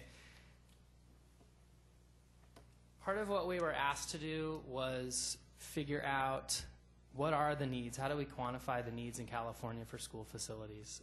It hadn't been done. It was a recommendation of the Schools of the Future report. And so what we did was work with stakeholders across the state in trying to understand what are construction costs, what are they seeing in terms of needs, and we looked at needs in 3 categories. New construction, modernization, and this idea of capital renewals. And in new construction, we looked at both growth and crowding, but also this idea of building replacement, which some people talk about this in modernization, but you're really building an entirely new school. The most important thing that we did here was on modernization was really look at modernization from 2 perspectives. One was modernization for health, life, safety, and ADA, but also modernization for education program delivery. Can I just interrupt that? Yeah. When we start looking at these numbers, and I really appreciate you putting together some kind of numbers and having some kind of study on this, I'm wondering, are you using, what standards are you using for cost per square foot? Is it what we've been paying for it? Is it what other people pay for it? Is it standard industry for commercial? You know, where are the benchmarks here for this action? And if I can't get a database of all my buildings in the state, how'd you get that? Because I've been asking for that for like 2 months. And when we were looking at seismic, and I read that one article, I forget which publication it was in, it had schools in my district that had completely been torn down and replaced as needing seismic repair, and that had been done 5 or 6 years earlier. So I am kind of curious as to the validity of all the data that we're using. Given the fact that all of you make great points, that none of this data exists, doing this exercise is difficult. It's very difficult. We went through a long process of estimating what we knew about what had been spent, looking at what we know about the ages of buildings, and looking at what we're seeing in the industry and construction costs to multiply that out. So I can show you the methodology with that. It's on the next couple of slides. I'm just wondering if, you know, because I know we pay a lot more per square foot for a school than the real world does with all our different rules. And we debated when all those rules are needed to build the facilities. But are you basing it on what we pay, or? I guess I'm basing it on, let me get to the next slide and I'll answer your question. So what we found is adding that up is $117 billion. Divided into those categories, you can see where it is. The way we did this is in this chart. The cost per square foot that we estimated, and I would say before this is that I think this is pretty darn conservative, both on the cost side and potentially on estimating the amount of square footage across the state that needs a certain treatment. That was the feedback I got from many, many people on this. I decided to keep it conservative. The DSA has reported that there are 471 million square feet of school space. That was our total inventory that we used. That was the only number that we could come up with, 471 million square feet. We used a new construction cost for hard and soft costs of $375 a square foot. That will vary coming from a family of commercial construction, I could build you the best hotels, 5-star all around for about, $250. So that's I keep coming back to that in all the meetings, because why does it cost us $375 per square foot? Right. That is both hard and soft costs. Your point's absolutely well taken. I would love for someone to fine-tune these or add nuance to this number. What we was set out to do was try to do this because no one had done it. So what we did was translate, for new construction, we translated the amount of new students the Department of Finance projects. How many square feet does the Department of Ed recommend roughly for those students? Multiply that out by cost per square foot, you get a total number statewide. Did the same thing for building replacements. We estimated that 10% of existing square footage across the state probably needs full renovation, full replacement. And based on what? Just based on interviews, based on the fact that 30% of schools across the state are more than 50 years old, based on what we know about estimates of deferred maintenance. Right. But you said you interviewed 60 people, which included school folks and local elected. So we've got 1,000 school districts. Right. How many of that 60 then? How many different districts or school people did you talk to? How many people from school districts that I talked to? I guess the focus on this is the schools and the condition of the schools, and that's I mean, you're pointing out here, I think rightly so, that varies dramatically throughout the state. So, in terms of the actual I'd have to go back data and look. that we got from individual school districts, do we know what percent that is? Do we know what percent what is? Well, that what percentage of the schools or districts, or did you talk to? I mean, how much data do we get from actual school districts in terms of? Obviously, I talked to a very small percent. I mean, Right, right. These numbers here are based on what we could glean from the program that had been spent, an estimation looking at age, hearing about what facility managers and assistant superintendents are talking about across the state. It's an estimate, and it's that, with a capital E. It's an informed estimate. If I may, on the replacement, we do have an estimate that 10% of our facilities in California are over 70 years old. Right. So that is what drove, I believe, the 10% value that was attributed here. Yeah. And I would guess that some of those 70-year-old schools might be better than the schools that were built 30 years ago. So I don't, it may well be 70% or 10%, but we don't, just based on age, I think is probably. Absolutely. Age is a terrible proxy for quality because, as you say, some of these old buildings actually are some of our better buildings, assuming they've been properly invested in. Yes, I absolutely agree. And I would tell you anecdotally that a lot of what I heard individuals say was that, buildings in certain eras are the ones that need to be replaced. 60s, 70s, perhaps. Those are the ones that I don't think that's surprising. The ones that we When the government was governed the first time? Well, it was when you had a lot of them, 60s and 70s, you had these no walls, open classrooms, and they just didn't work. So, yeah, he had the same issues in his district as we did in ours. So, yeah. On the modernization side of things, as I mentioned, 2 categories. So we heard lots of stories, and there's been testimony by Ms. Moore and others that modernization funds really went mainly towards health, life safety, and ADA issues, and really weren't stretched far enough to do the real definition of upgrades and modernization related to program delivery. So we tried to estimate that. What we estimated was 30% of the total square footage across the state probably still needs health and life safety and ADA upgrades. 30% of it also needs modernization for education program delivery, and we price those out at $50 a square foot and $150 a square foot. Again, fairly conservative. And again, the 30% are just based on age, based estimates. Yeah, they're informed estimates. And unfortunately, that's the best we can do in California right now. Right. If there was one outcome from all the effort that we put into this, it would be us moving beyond informed estimates or guesstimates, as you say. If we were actually data-driven, information-driven, and prioritized funds, that would be an enormous win, and I would love to retire. Well, I think we're going to be feeling good about I that. think we're going to be talking about some of that later. On the capital renewal side, we calculated across the 471 million square feet. What that means at 3%, that's roughly $5 billion annually. Just to get a sense, if we had all the money in the world, how might we spend it based on best practice? So if there are no further questions on that, I will jump into the recommendations and try to move through briefly. Establishing a state vision and master plan, promoting sound local planning, assemble the needed information, review and update Title V standards, set the funding priorities, establish state funding of capital renewals, identify multiple revenue sources, and improve program accountability. And as I said, I'm going to touch mainly on the ones in red, which is kind of hard to see actually. In the research, in the report, and I have even more information on it, we provided information on how other states do this. What I can tell you is that every state does it dramatically differently. At least 2/3 of states fund school facilities at the state level, but this can vary from a 2% contribution to a nearly 100% contribution.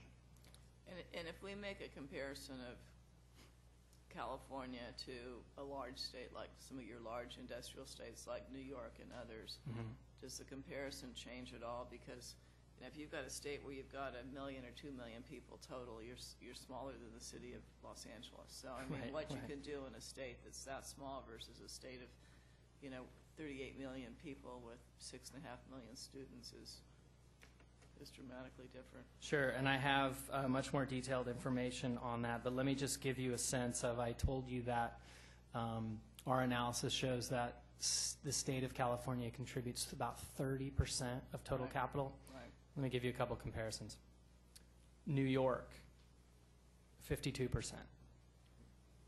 Ohio, 50%. Florida, 21%. Arizona, 32%.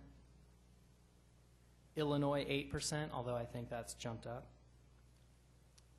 Massachusetts, 30 to 80%. They have a real sliding scale there, but that gives you a sense, and we have more information, which I'm happy to pull together for you. But what we found is that context, I mean, how do you know? Because you don't know what the tax structure is, how much state takes in, how much local. There's 10,000 variations, exactly. Because the flip side of that coin is what's the state rules that are enabling legislation around the ability for locals to raise money? That's the flip side of these, and they all vary on that too. So that's the other piece of it. Understanding each one of those is an enormously huge endeavor. Other states moving in the direction of things that we've outlined in the recommendations. 11 states have state-level K-12 infrastructure plans. I'll talk about that in a second. 23 states require that local school districts have district-wide facility master plans, not unlike the state of California requires of cities, for example, in terms of general plans. 22 states have state-level school facilities inventories that measure different issues around conditions, et cetera, of that inventory. 23 states factor local wealth into their funding formulas, and 15 states factor building condition, some measure of building condition, into their funding formulas, just to give you a sense. And we have a lot more kind of data points on those pieces going through. So the first one is the state should really create and adopt a vision and master plan for school facilities. And this would really be potentially the role of the legislature and or the state allocation board, it seems, but really to clarify the state's intent. What we have seen in the others is this identifies high-level priorities. This is not picking individual projects. It identifies high-level priorities. It's really where the state links its educational goals and its school facilities priorities. It then guides future discussions around bonds or any other legislation that creates additional funding at the state level. And it should also have some broad compatibility with statewide infrastructure goals. And here you can see these are the states that have those plans. And one of the things that we laid out in the report was a suggested set of kind of principles around accountability, around streamline and efficiency, around equity that are suggested for inclusion in that kind of a thing. Madam Chairman, I digress a little bit off the report just because we're on that factor. I mean, sure. We've been talking about a long time to have some kind of database where we know what facilities we have, what condition they're in, that sort of thing. And I thank the staff for working with me, trying to come up with some ideas. Didn't realize that we needed probably a statute to actually establish this and require funding for that. So that's something we have to work on the legislature, which I have introduced a bill for. My concern is, and we're going to talk about the second part of the thing, is if we can't get our school district to accurately fill out the little whiz forms or whatever we call them, how are we going to have them fill out the database, see what kind of, what, so maybe as you're adjusting your comments, when you bring up the other state examples, you need the carrot and the stick, so to speak, to make sure you have accurate data. Because like we're doing a lot of assumptions here on age of buildings and size and things like that, but if we don't have the local districts participating in it truthfully and fully and be able to utilize their capital monies in the right way, we can't track that, which I'm frankly surprised that we have all these state agencies and we spend a lot of money up here, but we're not doing that to begin with. But since we're not, what kind of systems do you think that does work out there? Yeah, it's a very good question, and this is basically the next piece that I'm going to talk about. What we have seen is that sometimes it's in statute, it's an absolute requirement, and or it's a requirement to access any state funds. You have to provide this information, no questions. Recommendation 3 is assemble the information to know the assets, to be strategic and priority driven. Our recommendation here is really to develop an inventory and assessment tool. And I think that this has been interpreted many ways in what we've written in the report, but I also think there's many, many ways to do this. On one hand, what we've seen in states like Colorado or others is that they hire a firm, they go out and do a snapshot inventory, and it's a snapshot in time of what exists and what are the conditions of it. What I would recommend, and what it appears that a handful of states are doing, is more of a living and ongoing tool for both local planning and state planning and prioritization, where locals are collecting the data, and there's some standards around what is collected. It's simple, it's clear, and they're reporting that sort of digitally in a system or whatnot, and they're responsible for updating it. New York and Florida, for example, they do it. Florida does it almost annually, I think. New York does it every 5 years. But there's usually a technology component involved in that. But that it's really locally validated. That is, it's up to the locals to have approved it by their board or whatever the requirement is, and the state says, okay, we accept that. And I think that also it's a locally validated element of a local school district facility master plan. And that's actually more of the piece in recommendation 2, which I wasn't going to talk a lot about, but I think that, what's interesting in the governor's budget proposal, particularly around education and facilities, is that with the local control funding formula, that they've suggested that local school district put together an education plan. And there's some language in there about the facilities would be a component of that. And I think this presents a window of opportunity to put some guidelines around what should districts be looking at and collecting and laying out in a facilities plan. And really that facilities plan, when I get to the state prioritization of funds, would really be a locally driven thing, and the state would say, okay, you've put together a sound plan based on the best practices we've laid out, and we're going to help you fund that plan with a certain share. But I think where the other states that we have talked to, the New Mexicos, the others, are moving towards is how can this be a partnership tool and a planning tool for both locals and state. And there's a technology component to that, and we have some examples in the report. But as you say, Mr. Hagman, it's not an easy thing. It's not been an easy thing in California, and it actually gets back to the distrust piece. A lot of school district representatives just told me that they were very cautious of providing data because they didn't know how it was going to be used. They had concerns about it, and I think implementing something like this, we have to be clear about this is how it's going to be used, this is what's required of it, these are the incentives that you get for filling out this information. Did you get any examples of data that would be dangerous to disclose? Dangerous to disclose in terms of related to the safety issue, or? Our school districts are they're in the public, so we're saying that we can't disclose information that is in the public domain because if I disclose it, maybe I don't qualify for one program or another or whatever? I mean, how is it because of the way the program's set up, or what is the? It's a really good question, because I think there's a legitimate concern. I don't know what the analogy is, airing your dirty laundry. You don't necessarily want to put these things out there in a way that, is going to cause, uproar either locally or at the statewide. But you also, I think from a state approach, it's okay if we do an inventory. Does that mean we own a $100 billion problem that we document?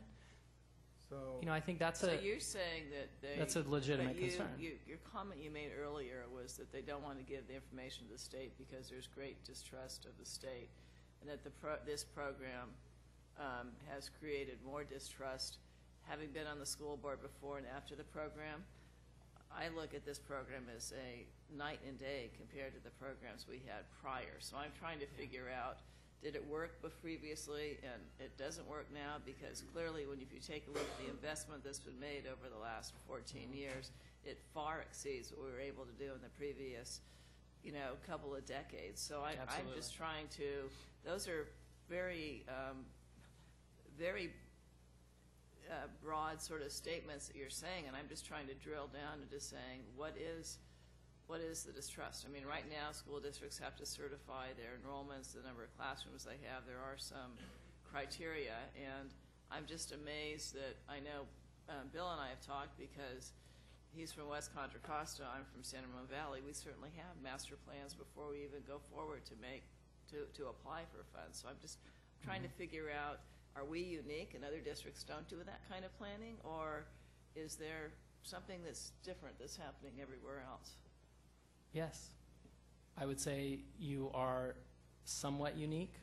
Okay, and that's based, again, how many, out of your 60 interviews, how many school districts do you know are doing master planning and aren't doing master planning? That I don't know. I could try to figure something like that. I don't know how I could actually figure that out. What I have heard repeatedly from many folks is that capacities for planning, both the staff, knowledge, and just staff, varies greatly. Right. Districts that have accessed the program usually have their shop together for the most part and are able to do planning, but not everyone has that luxury to do. And I think I'm just trying to drill down and say, if that's what you've heard, how do I validate that is it, I mean, in terms of the sample size you have, which is obviously very small, versus what is actually happening, having something that's more reliable so we know what's happening throughout the state, because I find it hard to believe that any district that's going to go to the voters for a bond, or for that matter even apply to the state for financial hardship, is not taking some kind of an assessment of its inventory and where its greatest need is. If not, I would think you'd have school boards being voted out of office all over the state. So it just seems intuitive to me that should be happening, and if it's not, I would really like to know. It seems to me the Department of Ed would probably have the best. Yeah, I would say it's as Jeff indicates, we see a range in those types of plans. What I would say is that we have never funded planning. So oftentimes, you hear what is funded or measured gets done. So I think one of the outcomes that we were seeking as we moved forward in this discussion was the importance of planning, and if that is to set the tone and the breadth of a school district's projects, that we ought to have a clear understanding of what that should be, and are we willing as a state to contribute towards that funding to ensure that that projects are done in priority order. I think maybe you can help me, because we did we set our district standards, we created our master plans, we did master planning at each site level. To my knowledge, we never sent that to the Department of Ed or got approvals. Is You that don't what- have to get approvals, but there Right. are certain components of our Title V that you have to justify through That's your exactly right, but in master terms plan. of a district master plan and everything But you else, have I to, don't. you have to justify it, but we don't, it doesn't necessarily come to the Department of Education, and we bless That's why I'm that. trying to figure Yeah. out, I mean, how we So- really drill down into whether or not districts are doing. I think that Yeah. your district, and we can certainly hear from districts, I think that your district and your experience is one end of the continuum. And then I think there is a capacity issue with a lot of other districts at other ends of continuums. You know, when districts staff, when the facility staff is a superintendent, you know, that's going to produce a different set of capacity Right. than a district that has a director of facilities or Right. an assistant superintendent of facilities and a 30-member staff. So that absolutely. range in capacity produces a range in results, so that I think you're Right. seeing a bit of Well, represented here today. When half your school districts have, what, less than 1,000 or 2,000 students, your ability to, you know, hire help or have them take a look at assess your facility, if you're a one school or two school district, that need in terms of staffing to do that also varies dramatically.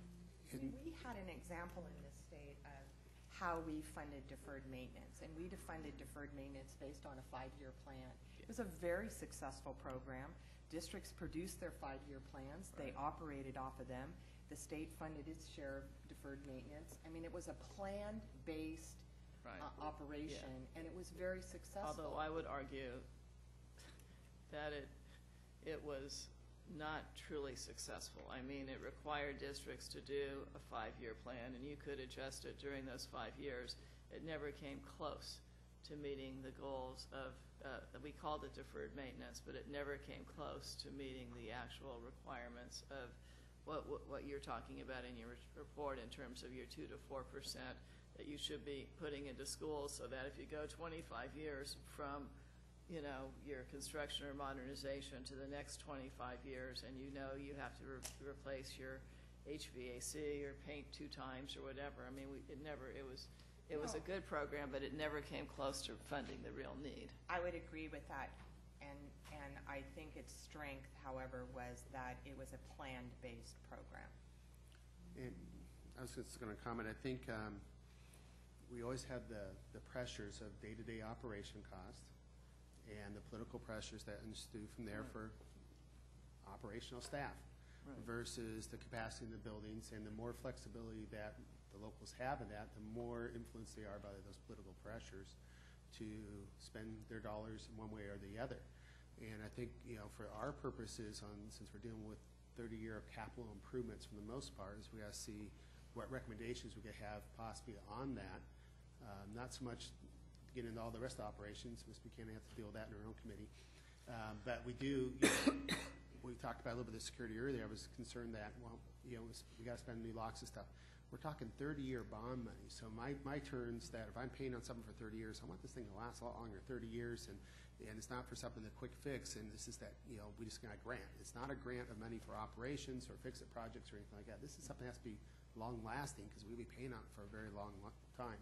But I do think that's something that should be discussed on the regular education operational funding, is how much, you know, we always talk about flexibility and categoricals and such all the time, but how much needs to be put aside so that local pressure to spend every cent they have possibly on keeping everyone else happy today doesn't cost us more tomorrow. Right, and I agree. Although I would also say that local control without adequate funding is doesn't have much meaning. So I want to try and wrap this up in the next 30 minutes if possible. I don't know. I'm sure we're going to have comments, and we're going to have comments even though we're down a few members here, but we also want to try and get to the PIW before we're finished. Should I take another 6 minutes, or what would you suggest? Maybe you can take 5 to 10, and then we can then have time for additional questions or comments. So in concluding, I think that discussion, which is a good one, I think that my understanding and look at is that in California there are few requirements, guidelines, direction on the planning side for local school districts. Right. for better, for worse. And I think that districts vary greatly in their capacity, their know-how, their just ability to staff and do those kinds of things. As I heard from one school facility director, we get the money and then we plan. A little tongue-in-cheek, but not entirely. Where's the school board? Four is really, we should do a review and update of the standards, the Title V and the California Code of Regulations. This has come up at each of the hearings of this committee that I have watched online or attended. How do we define a complete school? If the state's funding a school, what does that minimally have to have? This is a tough question. Other states really wrestle with this. One approach to doing that is the first bullet there is to say, okay, let's do a statewide comparison of schools built in the last number of years, new schools, and look at ones across different types of community, particularly across different community wealth, and really see what are the basic components, what seem to be the basic components, what seem to be more extraordinary components, and try to put some definition around that. We had the complete school discussion here a handful of years ago. It never quite got resolved. And this is, in our minds, kind of looming out there. So doing a review of Title V, it was last updated in the year 2000. It would define minimum standards, particularly to guide modernization, because if you read Title V, it's mostly about new construction, and it was written at a time of growth, and it says very little about upgrading schools and where are the standards. So that would guide modernization. Obviously, it should promote modern quality educational facilities and promote wise community investment. Looking across the states, we find that 23 states, usually if they fund school facilities, they have comprehensive standards. Comprehensive standards is a subjective term. These vary greatly. We're one of them that I would say have comprehensive standards, but those vary greatly from any one of those states up there. Part of the work that we are doing right now as a follow-up to this for California Department of Ed is taking a closer look at what are the types of things that are addressed in these standards. Not that necessarily California should copy exactly anything from any other state, but how do we inform how we even think about that? Because I can tell you that, a state like Ohio had a very large lawsuit a number of years ago. Then they had, I believe, tobacco settlement money, used an inventory to literally rank individual schools and fund down this equity list mandated by the courts. But one of the things that came out of that was a standards design guide manual that's in 2 parts, and it's this thick, and it's largely seen as way over prescriptive. And I think my impression is we don't necessarily want to go down a road like that. But how do we think with this balance of what state minimums are in ensuring equity and accountability, but also giving local flexibility? So we're working on that piece to inform that discussion. But that is a key piece of this. All right. Clearly the most controversial. Set priorities to support new construction, maintain and improve assets, and remedy inadequate facilities. The things that I talked about before, having a broad state plan that lays out priorities, having locals do plans, and having these standards would really define what the priorities are and where are the schools that fall below some defined minimum.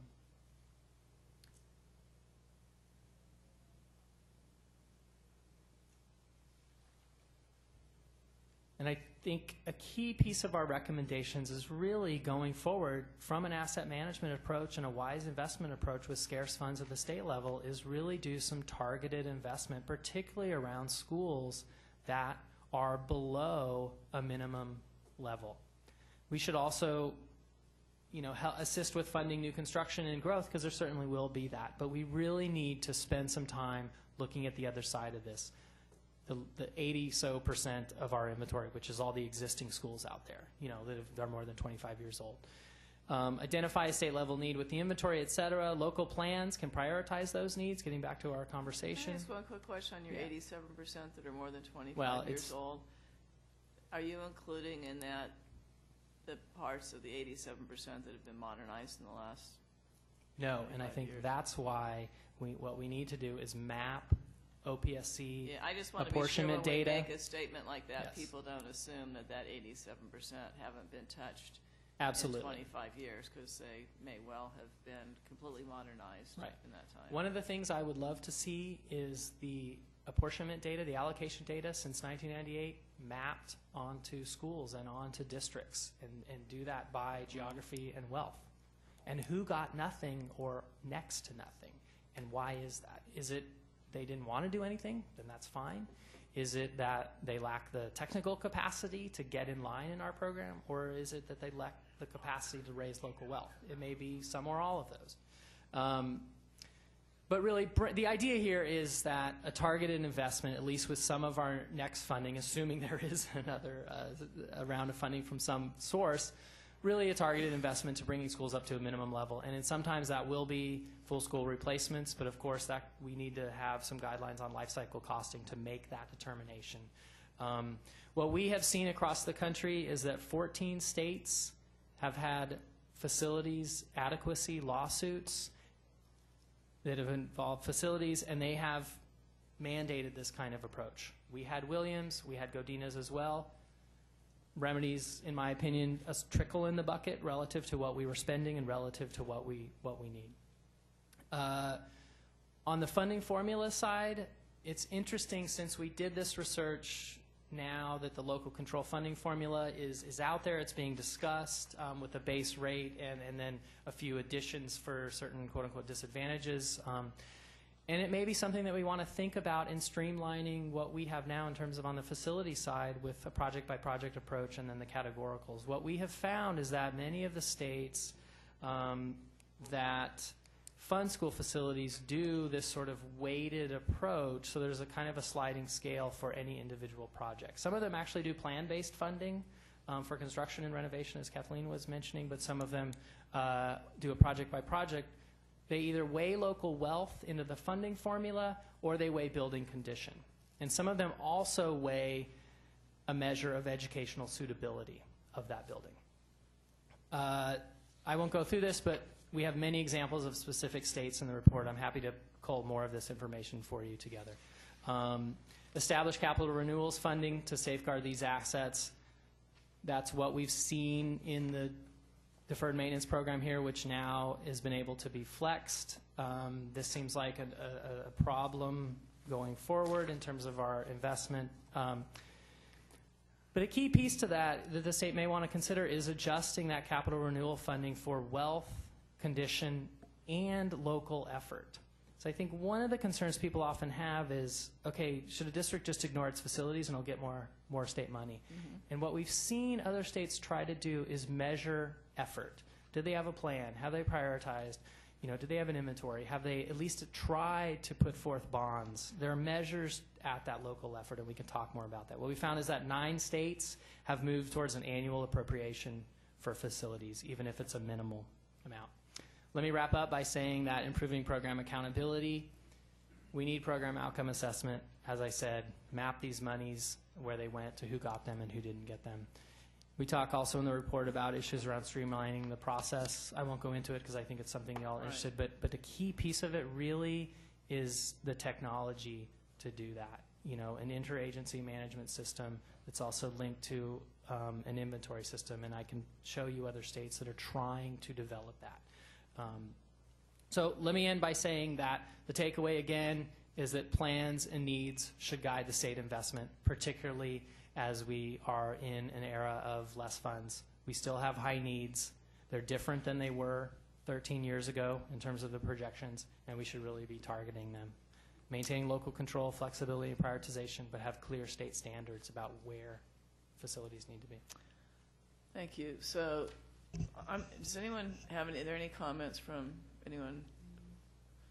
I think we might as well hear all the comments before we actually dig into it. Dig in, yeah. Should I stay up here? Yeah. Good morning, Madam Chair, members. Richard Lyon on behalf of the California Building Industry Association. Acknowledge Mr. Vincent for taking on the heroic task of producing this report, and also want to thank the Superintendent of Public Instruction for his strong support of a 2014 school bond, his strong support of the SB 50 program.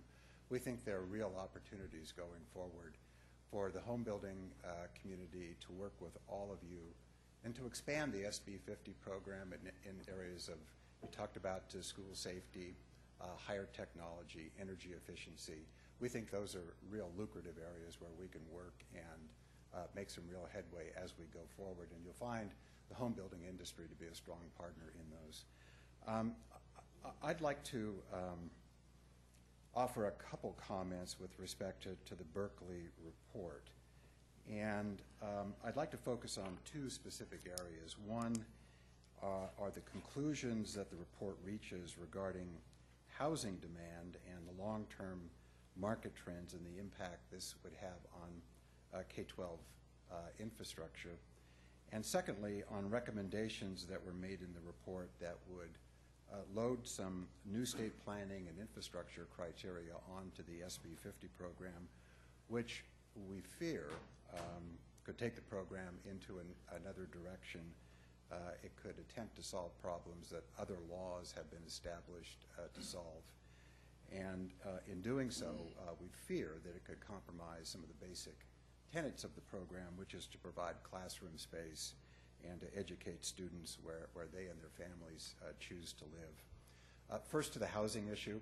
The report appropriately, I think, relies on the Department of Finance data to project overall population growth and net enrollment increases.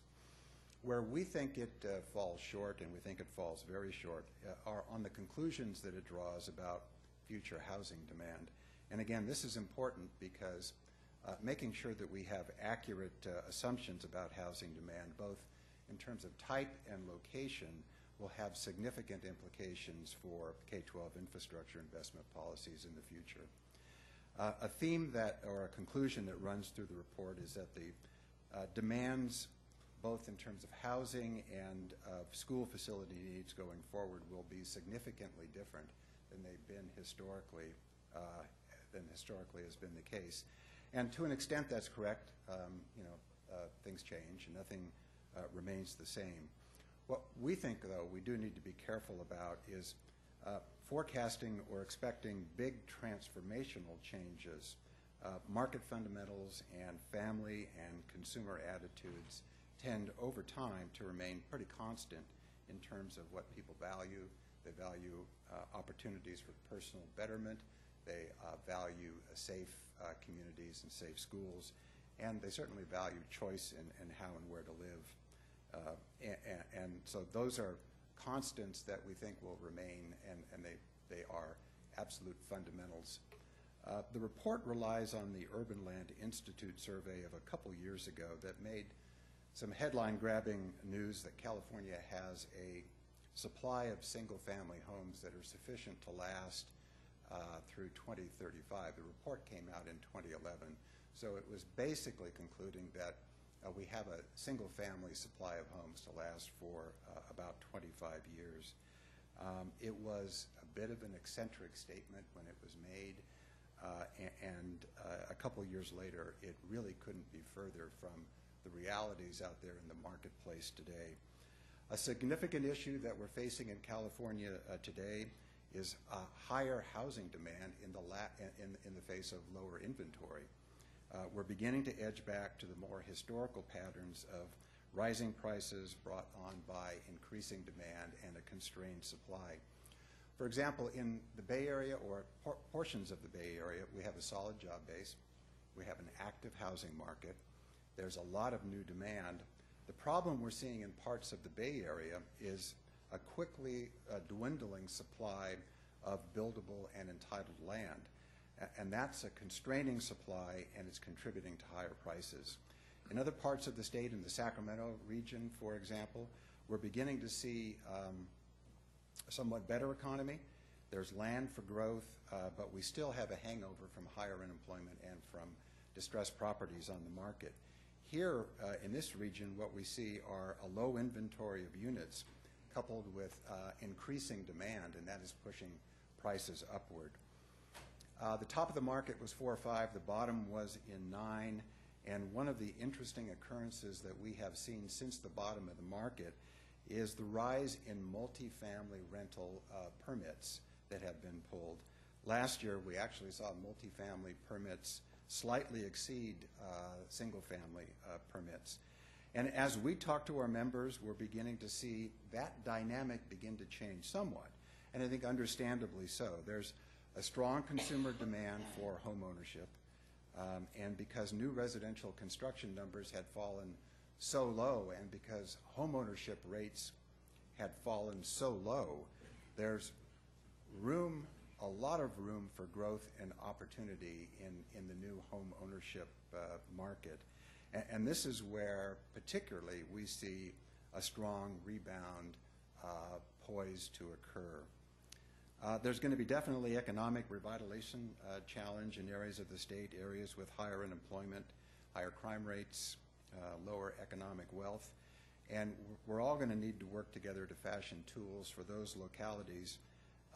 And that includes bettering the schools in those areas. And the modernization program, we think, is uniquely suited to those challenges. And to the extent that we need to strengthen the modernization program to respond to those underserved communities, we look forward to working on that. Another conclusion or recommendation that the report makes is that the next round of funding should prioritize, at least in part, by sustainable community objectives.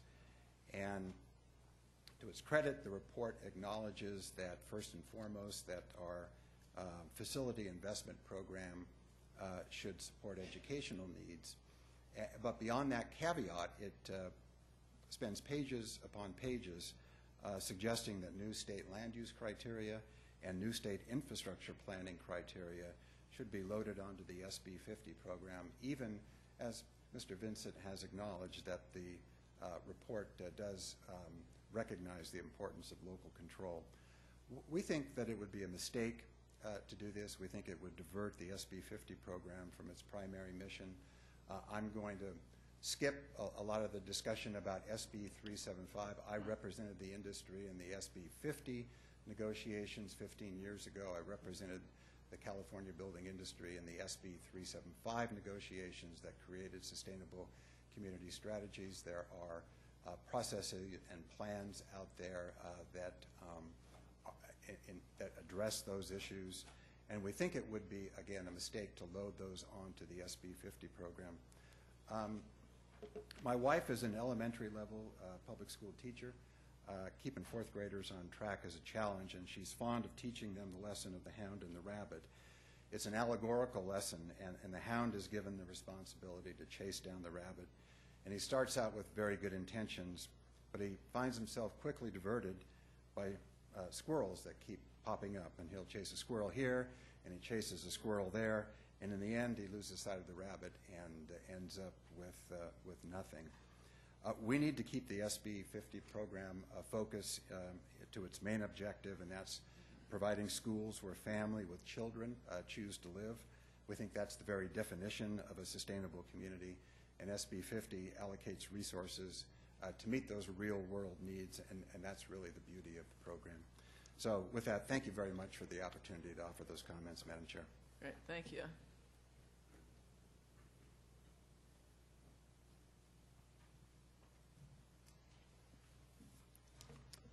Good morning.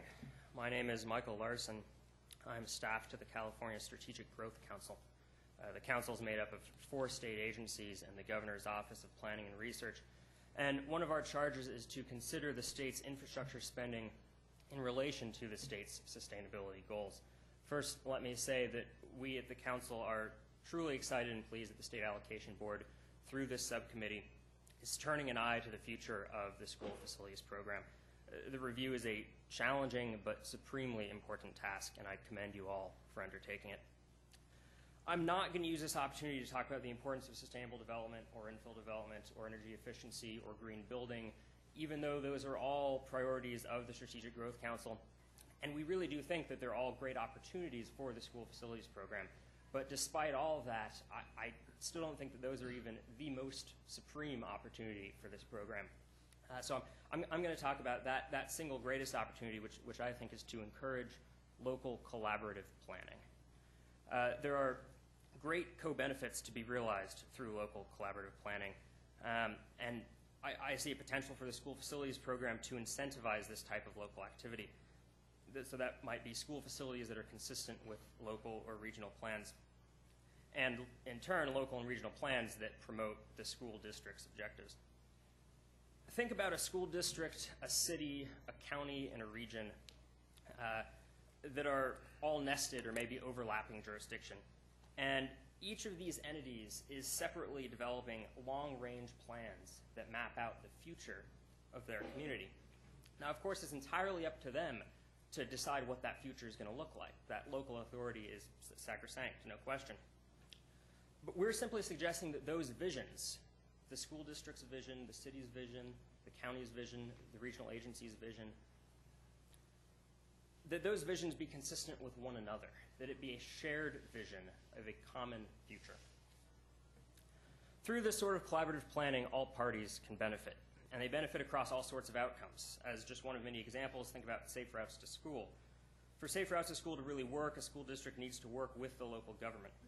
This leads to tremendous safety benefits, of course, that's the primary purpose, but also great public health benefits, both in terms of providing healthy, active ways for students to get to school, and also in terms of reducing the number of cars idling in front of the school gate, spewing particulate emissions that make our students more susceptible to asthma and other diseases. And there's a long-standing understanding.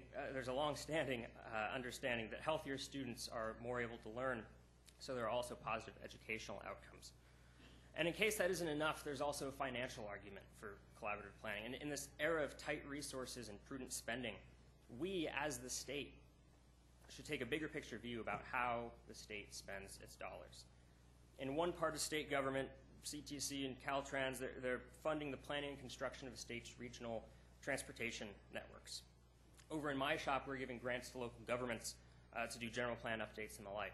And then, of course, here, providing funding for school districts to build facilities here or there to serve their community.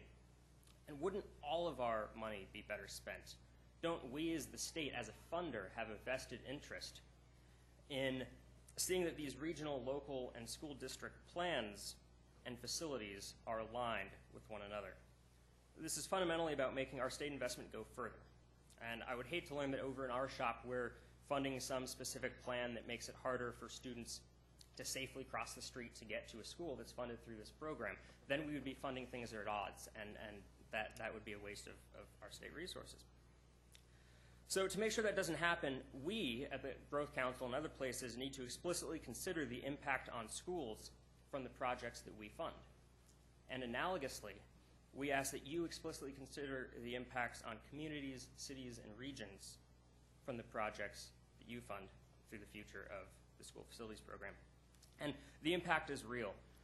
10% of weekday vehicle trips are dropping in California are dropping off or picking up students to or from school.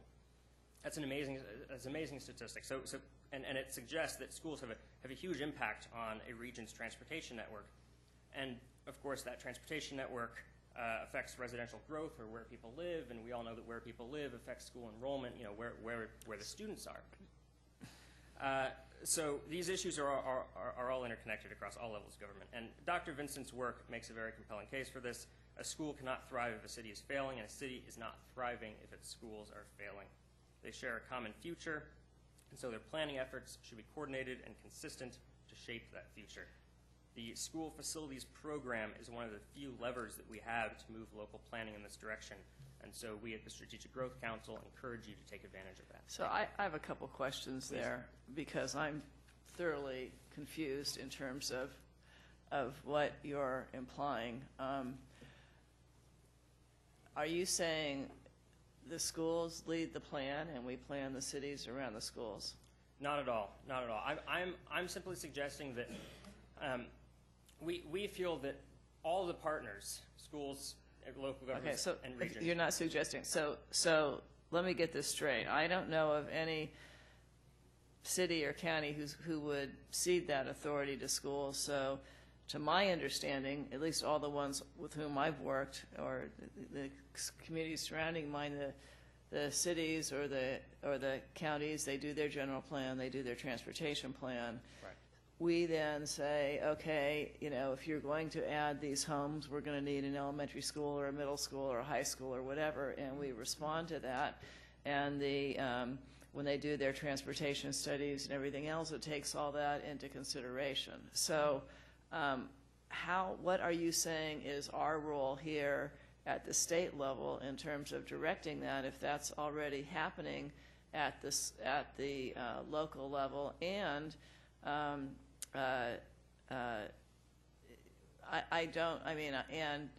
do we, what are you saying? I mean, right now, school funding follows need. So if a city's general plan or whatever calls for, we're going to have new development, whether it's located in this area or somewhere else, the school districts respond to that by defining what their needs are, and the state responds to that by saying, okay, if you have this need, we will, and you're going to have the students, you're going to need the classrooms. We respond by providing funding there.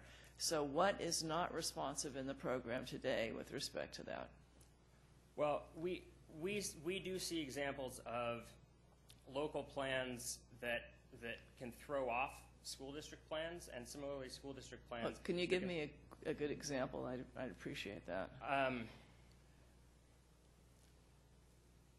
I don't feel comfortable naming names of communities in California, but in just a very in the other comment I would say is that I do believe that schools are the most important elements of communities, and you can see when you see population movement from one area to another, sometimes it's for the simple reason that the parents want the kids in one school district or another.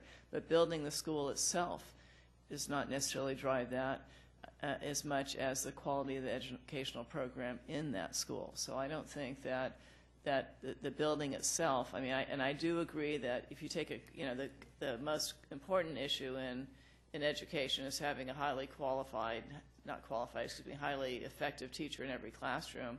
If you put that teacher in a classroom that's well equipped, that has good lighting and everything, I think that helps that teacher become even more effective. But certainly this board does not deal with that operational aspect, and I think that how the schools operate and they're managed and the quality of education and all of that is as equally or even potentially more important than the facilities themselves. But I just do not see how school districts, one, don't have input now, and two, how we drive those local general planning decisions. We respond to them, and we're part of the process. But I agree with all that. We're simply encouraging local school districts and local governments to get together earlier in the process to map out a common future for the vision. Well, I'd just be interested in examples where that's not happening right now. I think what Mr. Larson is pointing out is that we have a lot of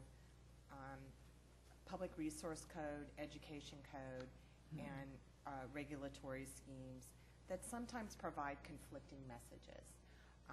And that probably one of the aspects that the report pointed out was that we could do better at these regional planning levels. And I think that feeds into what I said earlier about being able to both fund and develop capacity for school districts to locally plan and plan within their community regions. It was one of the findings, and we hear this a lot about how difficult it is both for the school districts and cities and counties to plan together.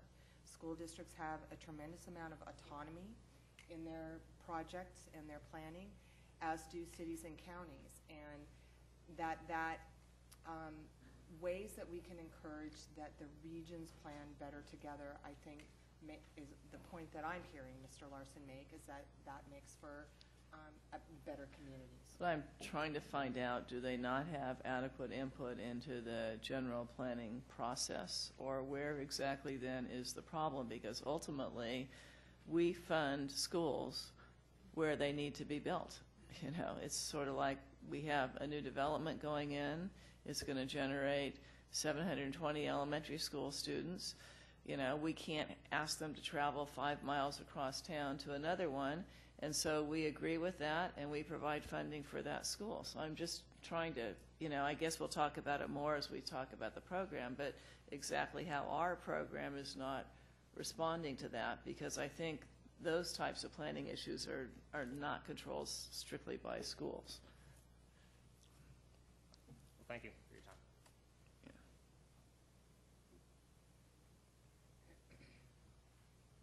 Madam Chair, committee members, Joe Dixon, again, Assistant Soup Facilities in Santa Ana.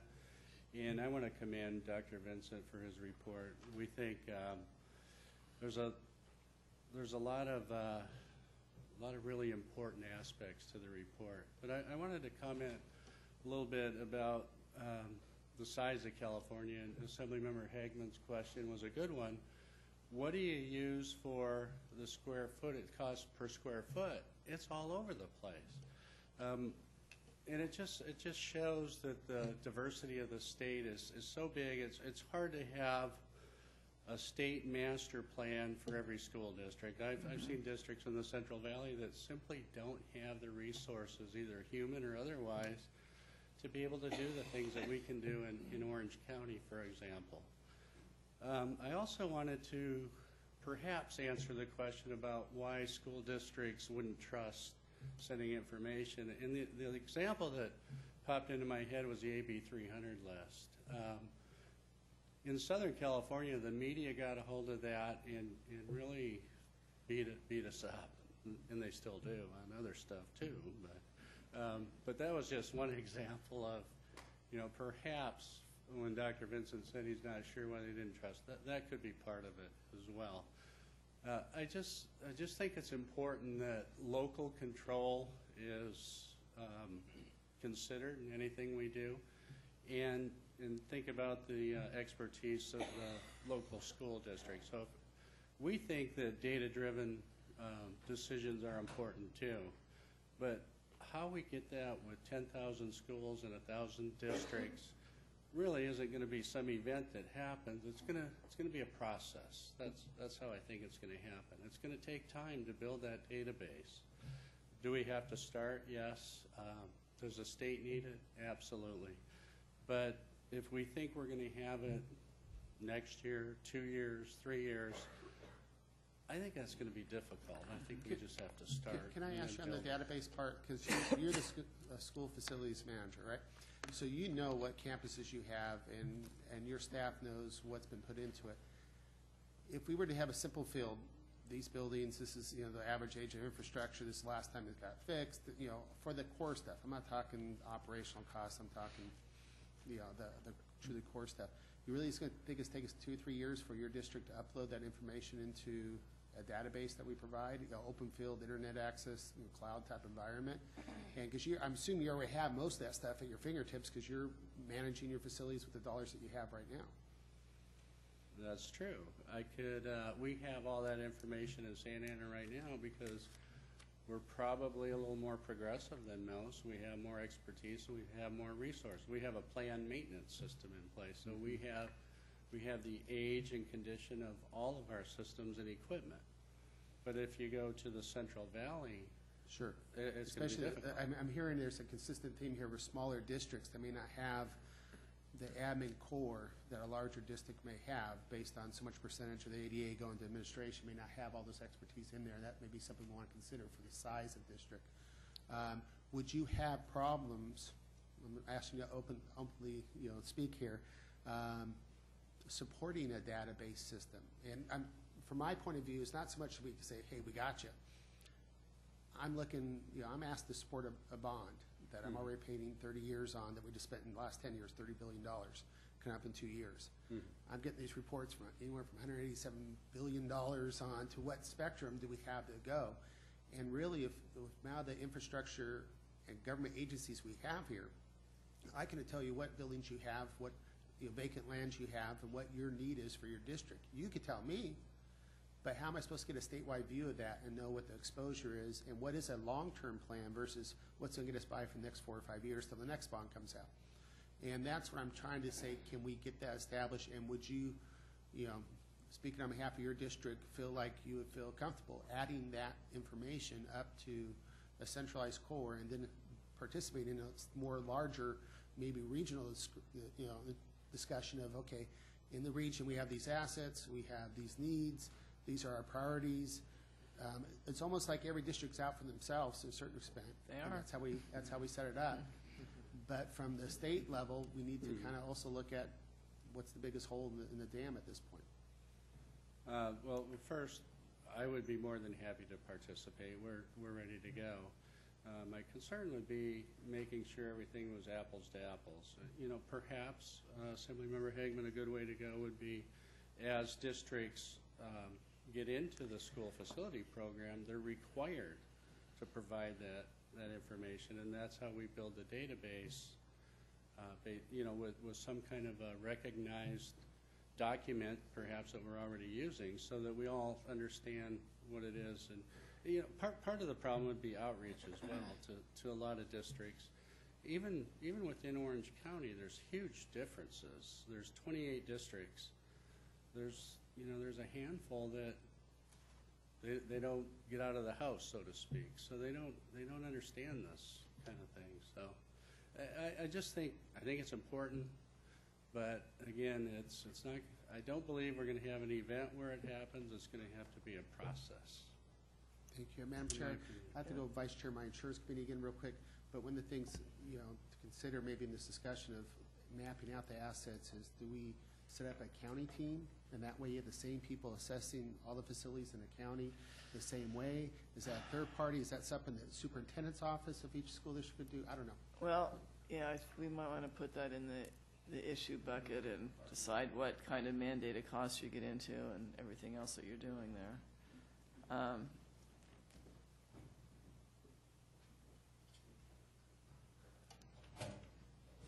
Good afternoon. My name is Brooks Allen. I'm the Director of Education Advocacy for the ACLU of Southern California. And I'm here today largely because for the past 8+ years now, I've been working on implementation of our Williams versus California settlement and the settlement legislation that came from that. And in that capacity, we're encouraged and excited by the discussion, the themes of the discussion today, and a lot of the recommendations in Dr. Vincent's report. It's in some ways a little bit disheartening that we're having the same conversation we had around the settlement, where we were talking about the need for the state to actually have a good knowledge, a working knowledge of what the assets are, where the needs are located, setting some minimum standards, and then prioritizing funding. Those are all themes within the settlement legislation, goals that were sought to be accomplished. I think it's worth noting that in some of these areas, and Dr. Vincent's report does this, there have been some previous efforts, right? So when we talk about some of the things that, Assemblymember Hagman had to leave, when he talks about trying to take an assessment, the Facilities Needs Assessment grant program that was set up, part of this Williams settlement legislation, was an effort to capture a lot of this information in one subset of schools as an idea of something to build upon. The good repair standards were established.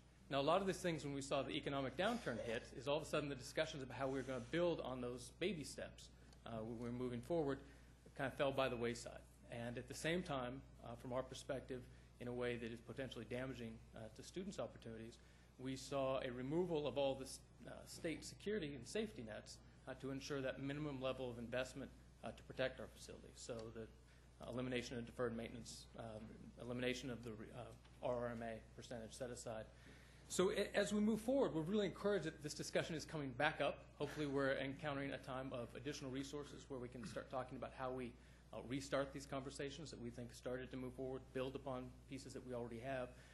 And we would just encourage and really support both the subcommittee as well as the legislature and the administrative agencies in continuing to keep equity front and center in terms of both keeping an eye in terms of figuring out what we do have, where our needs lie, and then really trying to focus our funds in a data-driven way towards where those needs are so that all students can have full equal educational opportunity to learn, recognizing the state has a constitutional duty to ensure that.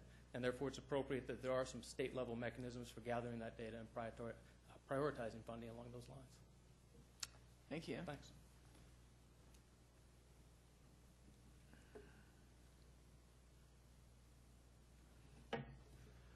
Good morning. My name is Brandon Kitagawa. I'm with an organization called Regional Asthma Management and Prevention. And we coordinate a statewide network of asthma coalitions that focus on reducing exposure to asthma triggers, looking at outdoor air quality, housing, and obviously schools. I think we know that between 1 in 6 and 1 in 7 children in California have been diagnosed with asthma. But we know that that's not, consistent around the state, that there are communities with much higher rates. And we have some of our asthma, or one of our asthma coalitions identified schools that they work with where 1 in 3 kids in the school have been diagnosed with asthma. So that's 10 students out of a class of 30. And when they often work with schools, there's a lot that they are able to do in terms of asthma education and management.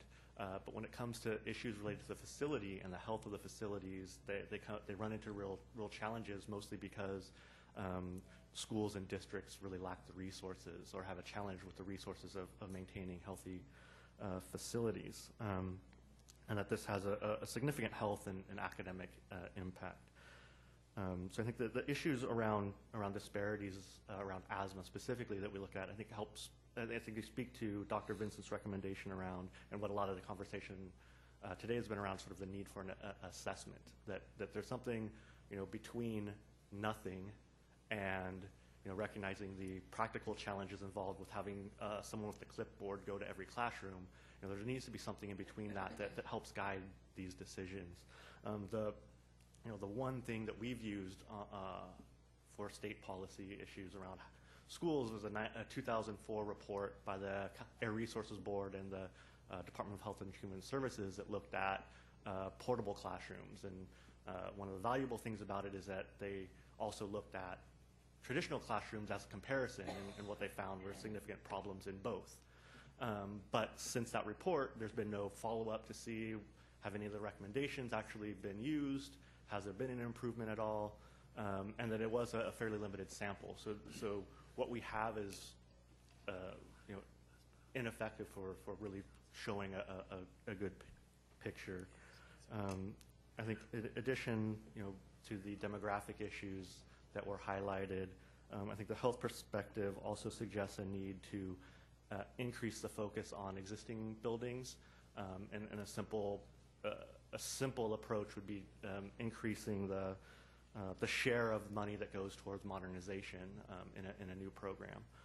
And then finally, sort of thinking about, as we were thinking about the role of this committee in helping to shape what a new program might look like, I think some of the important questions, not just to ask, but to answer, and I think I've heard attempts at that today, are what districts actually are having challenges with their facilities and getting the funding, and what specifically are their barriers, and to what extent can some of those barriers be overcome through the design of a new program. Thank you. Thanks.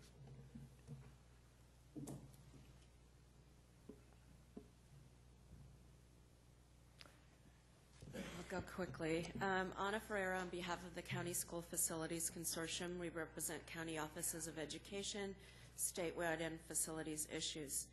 CSFC supports many of the goals in the Cities and Schools report, and it's a broader view that incorporates sustainable planning and adequate and equitable funding.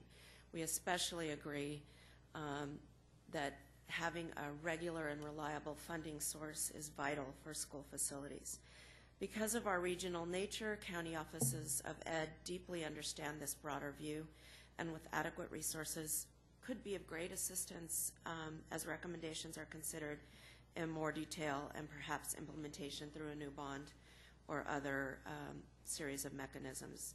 COEs already provide fiscal oversight to K-12 schools in their jurisdictions, and these relationships have long been established.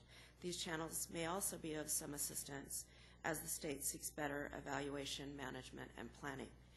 Finally, we serve a unique student population that includes special ed, alternative ed, community day, and court students. So we would also look forward to working with the board as we consider how those classrooms fit into this sustainable planning idea. Thank you. Thank you. Are there any comments? What do you? I guess I would say that I think you bring up many important items in your report. The problem we're going to have is going from the ideal, where you have all the money you want to resolve all these problems, to the reality. And where I would disagree with you about SB 50, because I've been involved in schools facility planning at the local, very local level since 1985 or 6, when our school district did its first site master plan for a school, and they asked me to participate on the committee. I think it's actually the best program we've ever had in actually getting money out to schools, but also providing an incentive tied with the Prop 39 55% vote, the incentive for local school districts to actually take more responsibility for their schools. Because historically, if you go back pre-Prop 13, local school districts funded all of their needs, and we're sort of in a state where we want local control, and we have a history of local funding for schools, but because of Prop 13 and a number of other things that have happened, we've become more dependent on the state, and so we've got that pull between what our needs are and what the state can provide when we're not funding enough we're not providing enough funding for the basic educational program and the basic operations of our schools. And while we've made great progress, you know, if you take a look at your numbers, it's hard to say that having a program that generates $35 billion in state money matched with another $70 billion from local bonds and developer fees, and having $100 billion that you put into a program over a decade plus is unsuccessful, you know. But having those resources and ability to do everything is just limited. And so I get reminded. I mean, I still, as you could say, the one area of disagreement is I do believe that schools follow local planning in terms of where they need to be built, and funding follows where the need is. But what's been made clear to me over the first few meetings we've had, and we'll get into the real heavy discussions, I think, in a couple months, is that there are districts that have differing levels of bonding capacity, and that may not have anything to do with the relative affluence of the community. Where I am, you know, it's easier to pass bonds in West Contra Costa or Oakland than it is when you move, you know, go to the, you know, to San Ramon Valley. We've had to work harder than some of the others. So, you know, but there are communities that don't have that capacity. We've talked about charter schools. We've talked about county offices of education. We've talked about schools where their bonding capacity is very low. And I think if you have a program that works, those are the kinds of things we're going to have to talk about, because, you know, we do want to be able to do all we can to meet the needs of all students. So, you know, I don't know. I don't see the state as being the one that can solve all these problems. I would hope that school districts are doing master planning as part of their process. If they're not, we certainly can talk about whether or not we want to require that as part of an element. But I also don't want to get into a situation where I'm telling a school district exactly what it needs to build or do to meet the needs of its students locally, because that's why they elect local school boards, that's why they hire superintendents and others, and I'm not sure the state knows what's best in all those instances. We the people locally elect those people to make those decisions. Yeah. Well, you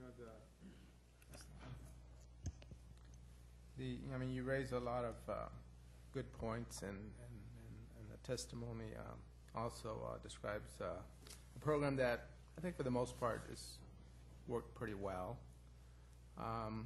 But we continue to have great need, and all of that's going to require funding. I don't know if it's going to be at the level that we've had over the last dozen years. So that's going to be our challenge, is that you know, we've got $35 billion over the last 12, 14 years. For the next 12, 14 years, we'll be servicing that debt. I think it's costing around $2 billion a year. And the likelihood that we get another 30, 35 million, you know, maybe not so likely, but we have great need. And so our challenge is going to be to come up with some recommendations on the future of the program that make smart decisions on how we prioritize where those funds go. So it's going to be pretty challenging, tough decisions. Yeah. Well, I'll just make a concluding statement. First, I really want to thank you as chairwoman of our subcommittee for bringing this voice forward and having this presentation today. We undertook this work and asked the UC Berkeley Center for Cities and Schools to help us because we felt that they could step out of our individual roles in this program and look in from an independent viewpoint. And I think that Dr. Jeff Vincent and his team has done that. I think that they accurately point out at this juncture when we're looking at the program, here's some pieces to consider. They're important components to consider, and I thank you, Jeff, for your leadership on that and helping us. So that there's many parts of this complex system that we're looking at. We've heard from people today about that. I think your voice is an important voice in that, and we'll move forward to really. Right. I think everyone here wants to serve students well in California, and it's how we're going to get there with the limited resources that we'll have, or more limited resources. So thank you, Jeff, and thank you also. Thank you. And let me just say, whether obviously we all know we're going to have limited resources, but I do think that it's important that we have as much knowledge as we can going into it, which is why it's important to talk to you about your reports and talk to everyone else about their needs. Ultimately, we're going to have to figure out, given those needs and all the wants, what our priorities are. But I think it's important that we have the luxury of time, because we know that we really won't get down to talking in depth about the bond until 2014, and we know what the voters might be willing to approve. And so I appreciate the participation of everyone so that we can spend some time really having these quality discussions. So thank you. And I know we have the PIW on as the last item, but I'm going to recommend, since we're dwindling and we're approaching 3 hours in a meeting, which most lesson plans cover 50 minutes when you're in schools, that we delay that over, or lay that over to the next meeting, because I know that Mr. Hagman wants to be part of that discussion. Okay. So we're adjourned. Thank you.